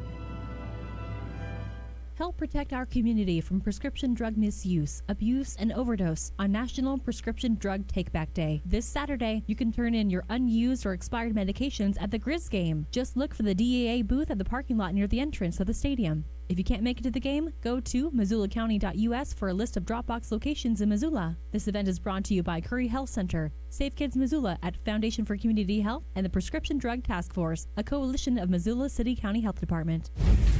ESPN Missoula Sports Center. Good afternoon, Ryan Tootell, Colton Nuanez, 102.9 ESPN Sports Center. Montana bounced back from its first FCS loss of the season, a 49-22 drubbing to Sac State, to post a 34-17 win over Eastern Washington this past Saturday. That victory thrust Montana up 2 spots and to number 8 in the Stats FCS Top 25 poll. That's one of 3 Big Sky Conference teams in the top 8 and one of 4 at 14, which is where the Cats are now. Montana State fell 16-12 at North Dakota and consequently fell 5 spots to that number 14 slot. MSU has now lost 2 straight games with a bye week sandwiched in between their homecoming loss to Sac State and last week's disappointment. In the middle of its second season playing as an FCS independent, UND moved up into the poll for the first time. They're number 24 this week. Weber State effectively ended UC Davis playoff hopes after beating them 36-20 Saturday. Weber State also moved up one spot to number 3 after South Dakota State lost to North Dakota State. Behind a season-high 176 rushing yards from Elijah Dotson, this week's Big Sky Conference Offensive Player of the Week, Sac State posted a 38-14 win over Cal Poly. The Hornets moved up one spot to number 6. Sac State hosts Weber State in a pivotal Big Sky Conference showdown this week. And tonight, Game 6 of the World Series, the Washington Nationals attempt to extend their series to a Game 7 in Houston. It's Steven Strasburg versus Justin Verlander. First pitch at 6:08 right here on 102.9 ESPN Radio.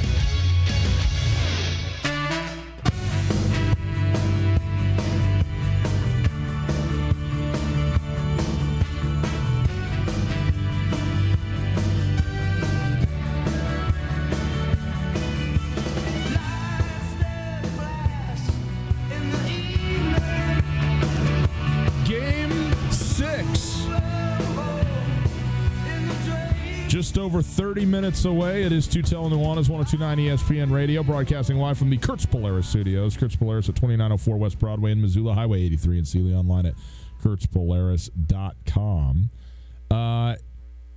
If you would like to listen live, you're out of market, maybe you're, I don't know, in Azerbaijan or Georgia, the state or the country. You get on the internet, you go to 1029ESPN.com, you listen live on the Listen Live tab. We might be banned in North Korea. I don't know if we can. I mean, you're very Dennis Rodman-esque, so maybe not. Is that right? Just the nose rings and stuff? Now you're way more authentically confident. The athleticism, I think. Tenacity going after boards. Everybody always talks about Dennis Rodman's toughness spot. Like, his athleticism is so underrated. The dude has zero skill, and he still is in the Hall of Fame. He can't shoot, and he's in the Hall of Fame. You're so right about this. Like, his athleticism is so next level. There's a great ad that ran. It was like in a magazine, you know, with him diving out of bounds. He goes, and it said, "Well, you were looking at my hair. I won 5 championships." It's good. It's true. The worm, dude. Nobody like him. We are broadcasting live. Oh, what did I say? Oh, yes. We'll listen live on the stream. It's brought to us by Opportunity Bank. Your local bank, your opportunity. Coulter, by the way, we still haven't done the word of the day yet. Kagan Kegerator, you interested? I'm going to give you the word of the day here coming up very shortly. Game 6 tonight. The road team is 5-0 in this series. I love the fact that it's 3-2. I love watching the home team win. All right? I'm just a sucker for it because I think it's more interesting in general. Now, sometimes the road team winning, you know, is great in terms of the game. But in a World Series where everybody's shelling out hundreds of dollars, if not thousands of dollars to be in the stadium, and everybody is into it, the home team has just been – the home fans have been utterly – despondent. I mean, they're getting scored on right out the gate in all of these games, and anything to try and get a little momentum, and it just hasn't been there. It's been remarkable in that respect. Game 5, obviously the huge story, Max Scherzer not being able to go because of neck spasm. I mean, we're talking about, like, evidently it needed help getting out of bed and getting dressed. Dude, they had a cortisone shot and everything. I mean, you know that it's bad if Max Scherzer isn't pitching at home in a World Series game. I mean, that is crazy. Here's the news, though. Scherzer evidently has been cleared for a potential Game 7 should it go to 7 tomorrow night. So I am certainly rooting for the Nationals today for that reason and that reason alone. I want to see a Game 7, and I want to see Max Scherzer pitching. Okay, that's what I'm into. What about who the Astros throw in that situation? I mean, they just had Garrett Cole. I would think it would be Zach Greinke, right? I mean, Garrett Cole went in 5 and won, and it's Verlander tonight. So I think it's a 4-day rest Zach Greinke situation. Man, with Garrett Cole available. Of all the things that Zach Greinke's gone through in his career and what his career has been and could have been and has been, I mean, it's a story of unfulfilled potential, but also redemption, and like the fact that he's brought it back around. I mean, he basically went crazy and lost his way, and then like came all the way back, and he's been traded multiple times, but now here he is. If he was to be on the bump in Game 7 of the World Series, what a story that would be. But I'll tell you what, the matchup in Game 6, pretty unbelievable. When you talk about Steven Strasburg, talk about the potential. When this kid came on, Coulter, I'll tell you a story. Tina, my wife, Tina, she doesn't know, she doesn't care anything about sports. Okay, nothing. Steven Strasburg's first game that he ever pitched was in Pittsburgh. And he came on for the Nationals, and he was the phenom, right? Do you remember this when Strasburg came? I mean, it was as big fanfare for a kid who'd never played a Major League game as you could imagine. And he went up there, and the Pittsburgh Pirates looked like children. He went strike 1, strike 2, strike 3, have a seat. Strike 1, and just repeat. And he sat up and sat down. I think he went 3 innings. Because I think it was actually even a relief appearance. It was literally just to get him into the game. And he went, good night, good night, good night. And every single time, the crowd kept cheering louder and louder and louder. And it was absolutely remarkable. Tina knows nothing about this kid or the whole thing. I kind of explained to her. Crying, sitting next to me, watching how amazing this moment was for him to make his first appearance. And you went, this guy is, it was, you go, all of the hype that I've heard about him isn't enough for what I'm seeing right here. This is amazing. And then, of course, he gets injured. He has to have surgery, has mechanical issues. Everybody talks about the W, where he's got, both arms up and his wrist bent or whatever it is. I don't know any of this stuff. And all of a sudden, yet here we are 10 years later, and he has grown into an ace role. He hasn't been the greatest pitcher of all time like people were talking about, but he has been an outstanding pitcher and still is. And I think the Nationals have to have all the confidence in the world in this game. And Justin Verlander, the irony here is he's been probably the best pitcher in terms of a career of anybody in this series, even Max Scherzer. Certainly. But in the postseason has had some moments where they've gotten to him, including in this very series. He's the only pitcher in World Series history to receive a loss in his first 5 World Series decisions. 5 straight. The decisions are not always on the pitcher. Totally. And I think he has something like he has less than a 3 ERA. Yes. I mean, like he gets you into the 7th inning, and a lot of times he's been down 2-1 or down 3-2 when he gets pulled from the game. And Verlander's career in itself is a story of a great comeback, too, because he was as dominant as they come for the Detroit Tigers at the end of last decade, early part of this decade, and then was very middling and then came all the way back, and now here he is dominant once again. Good, really, really good stories from both of these guys, and it's going to be a fun matchup to watch tonight. Garrett Cole, who was on the mound for Game 5, got the win. And as you mentioned, 0-5 in his last 5 World Series starts. By the way, it's pretty good to have 5 World Series starts. But in any case, 0-5 in those starts. Here's Garrett Cole on how confident they are in Verlander tonight. A high level of confidence. He's prepared. He's ready for this moment. We've been communicating back and forth throughout the whole series on how we were going to make an adjustment for what we were seeing and how we're going to attack. It's going to be business as usual for him. He's going to set the tone for us. Hopefully we can back him up with some runs and play some great D. So that's Garrett Cole teammate. Here's Jeff Passan talking about the very thing we were kind of wondering about, which is the legacy of Justin Verlander, which has been, again, outstanding, and yet this goose egg in the series. I would like to think that one of the guys at least is going to have one of those all-timer games, 8 innings, 2 hits, no walks, no runs, 12 strikeouts. Verlander is the candidate who you would think to do that, but Justin Verlander in his career in the World Series is 0-5. So the scene is set for him to have a legacy-defining start. And not only to get his first World Series victory, but to get that victory and clinch the second championship in 3 years for the Astros would be remarkably fulfilling for him. This is what's interesting is people talk about, well, it only makes It only takes one mistake. It takes forever to build your legacy, but it only takes one big mistake to ruin it. And we've seen that. Whether it's in a moral setting or in a player setting or whatever it might be. This is an interesting deal where it's certainly taken a long time for him to build it. But the one thing that has not ruined, but has sort of demeaned Justin Verlander's career could be fixed in one night tonight.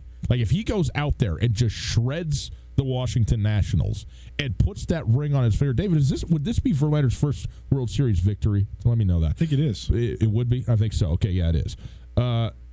To get his first championship, be the guy who did it in the clinching game and doing it in a fashion where it's not 10-8, where he goes out and pitches a gem. All of that stuff, the 0-5, no. Nobody's like, that's it. There's nothing else you need to know.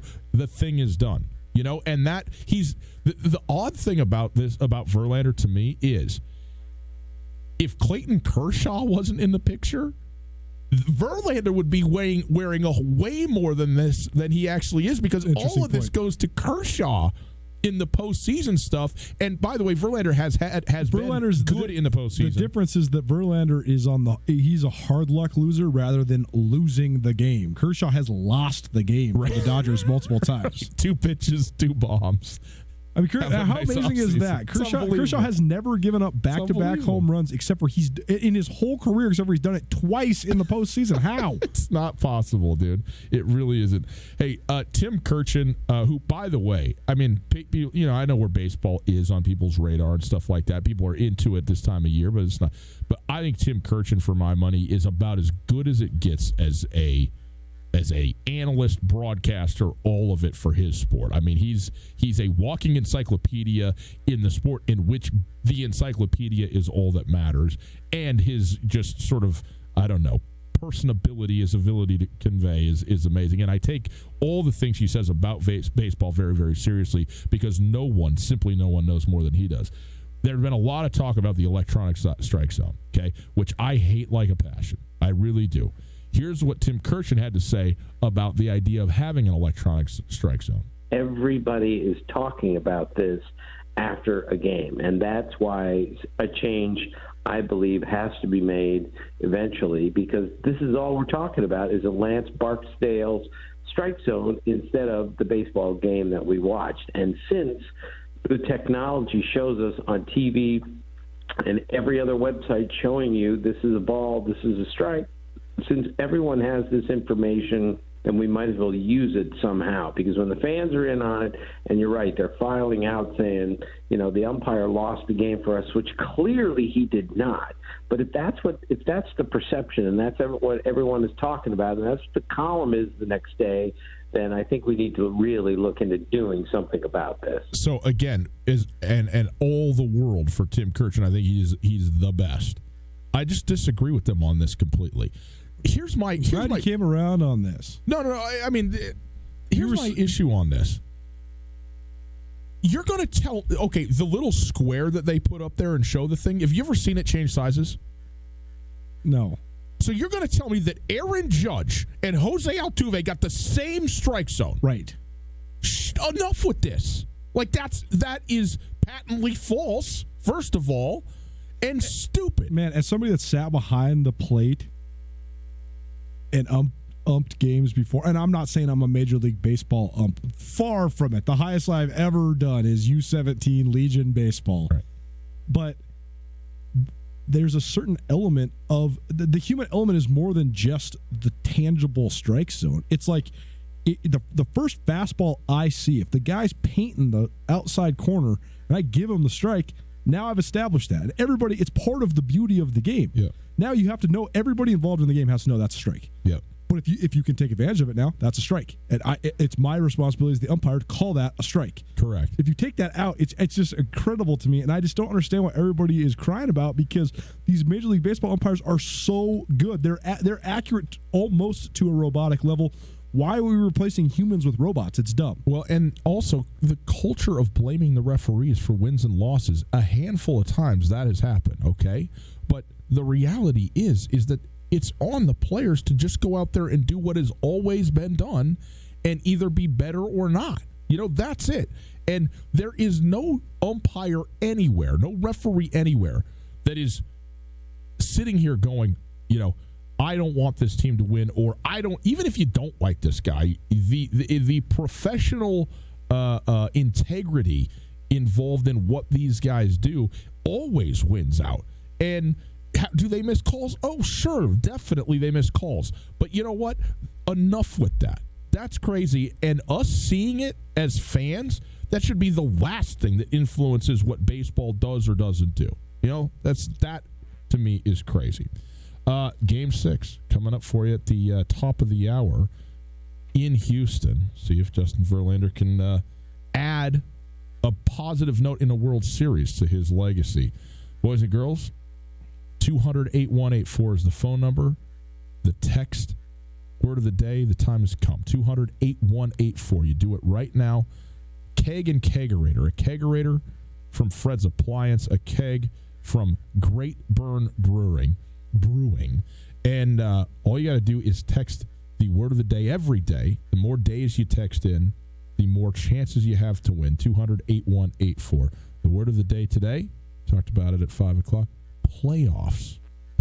We are in the baseball postseason, obviously the World Series, and high school football starting this week. Playoffs is the word of the day today. To 200-8187, you'll be entered to win a keg from Great Burn Brewing and a kegerator from Fred's Appliance. That is outstanding. Hey, look up. It's a bird. It's a plane. It's satellite internet.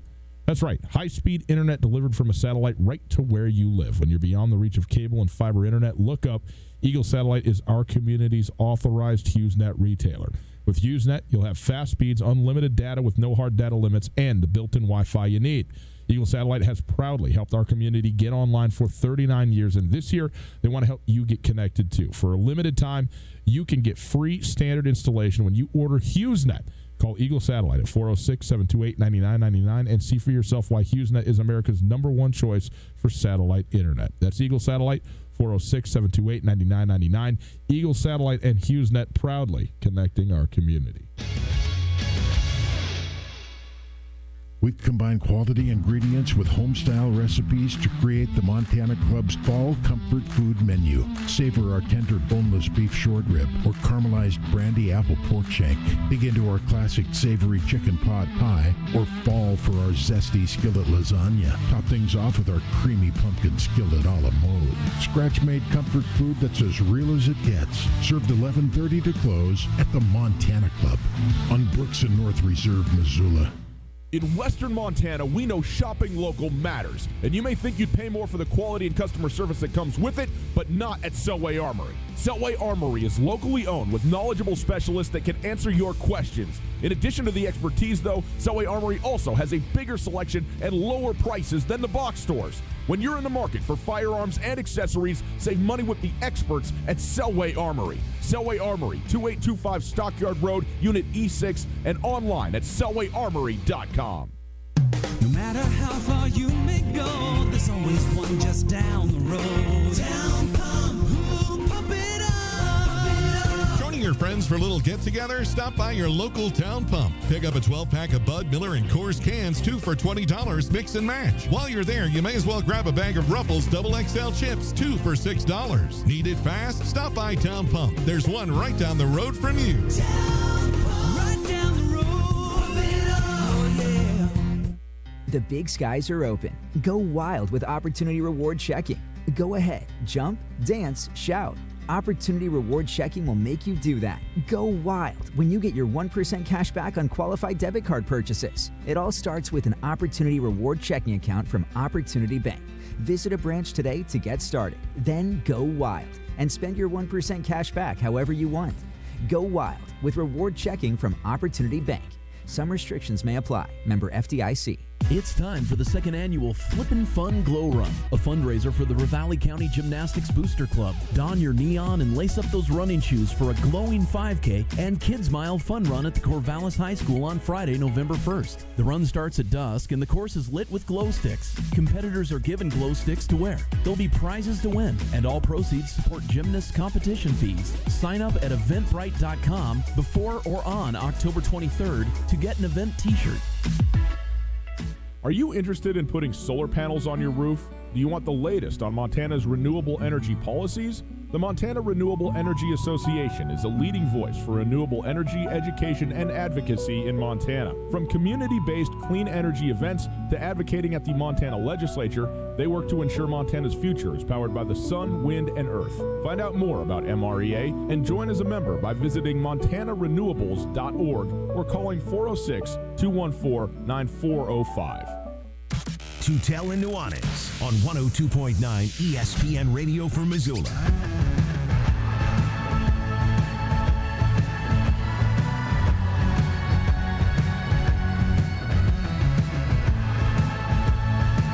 It's Tootell Nuanez, 102.9 ESPN Radio. That's WX Montana Television. Hi. Good to be with you. Broadcasting live from the Kurtz Polaris studios.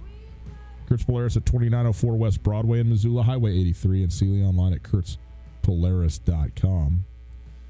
If you missed anything in the show, check it out on the podcast. The podcast available on all your favorite podcasting platforms. It's the Tootell Nuanez podcast, aptly named, I think. It's brought to us by the Wingate by Wyndham Hotel. By the way, you can also check out the FCS Speculators podcast, episode 6, forthcoming this week. So pay attention to that.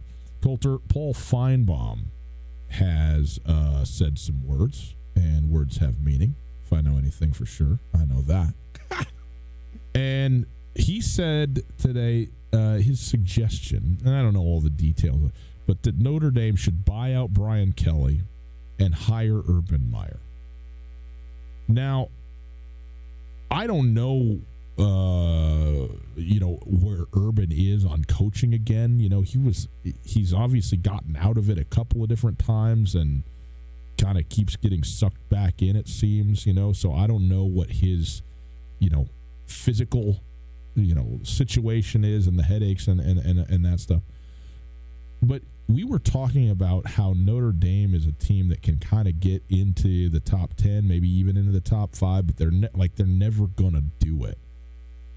If Urban Meyer was the head coach of Notre Dame, would you change your opinion of the ceiling of that team? Oh, man. It's such a tenuous question. I mean, I don't feel like it's that tenuous. I'm not trying to get you in trouble. You guys always think I'm just a gloomy Eeyore who's trying to be a hater. Well, in the reality of the situation, for real though, in the reality of the situation, what I'm always talking about is that resources equal wins at the FBS level, and Alabama and Clemson are so dedicated to football above every other element of quote-unquote college athletics that, like, Clemson and Alabama and a lot of the teams in the SEC are so far beyond what we would traditionally reference as cheating, because they don't have to cheat. They have so many resources that they can bend but not break every single rule that exists.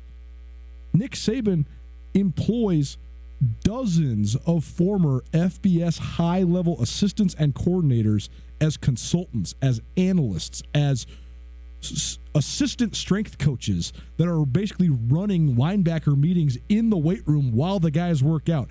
Nick Saban employs a staff of people that can text recruits 24 hours a day. They're professional texters. To me, that's just asinine. I can't believe that it exists. It's such a mockery of amateur athletics. But what I'm saying is that I just don't really know what. There's some politics, some religion, and some academics that go into the Notre Dame thing. And I think you'd have to have some incredibly powerful people bend their thought process to have success. Now, that said, maybe Urban Meyer is the guy that could find every loophole that could give you the advantage at Notre Dame. Who knows? If you're interested in resources, Coulter, there's gold dust in the helmets at Notre Dame. Okay? Oh, yeah, no. I mean, there is a fair amount. There's so many resources, and that's why they're able to be competitive, because they have more tradition and prestige and pageantry than anybody. But you'd have to, like, I know I'm in the minority in this. This is what people don't want to hear, but I really don't think that you can truly win a national championship at a school that prioritizes academics whatsoever anymore. I somewhat tend to agree. I think you can be a top 8 and even a team that gets into the college football playoff like Notre Dame. That's as good as you can get if you have high academic standards. Okay. I think it's just so hard. Again, I'm not saying Alabama and Clemson are cheating, but like their guys have to put such a low priority on school. And if you go to Notre Dame, you still have to put a somewhat priority on academics. All right. Very could good. Notre Dame, could Urban Meyer do it though? I don't know, because he would have to learn how to recruit in a completely different fashion. We will find out if this ever comes to pass. Boys and girls, enjoy Game 6 of the World Series. Verlander, Strasburg from Houston. Let's go, Nats. We need to get a 7th game out of this thing, man. I want to see Game 7. That's what I'm here for. Enjoy the call. Enjoy the game. We'll see you tomorrow. Tootell, Nuanez, ESPN Radio, SWX Montana Television.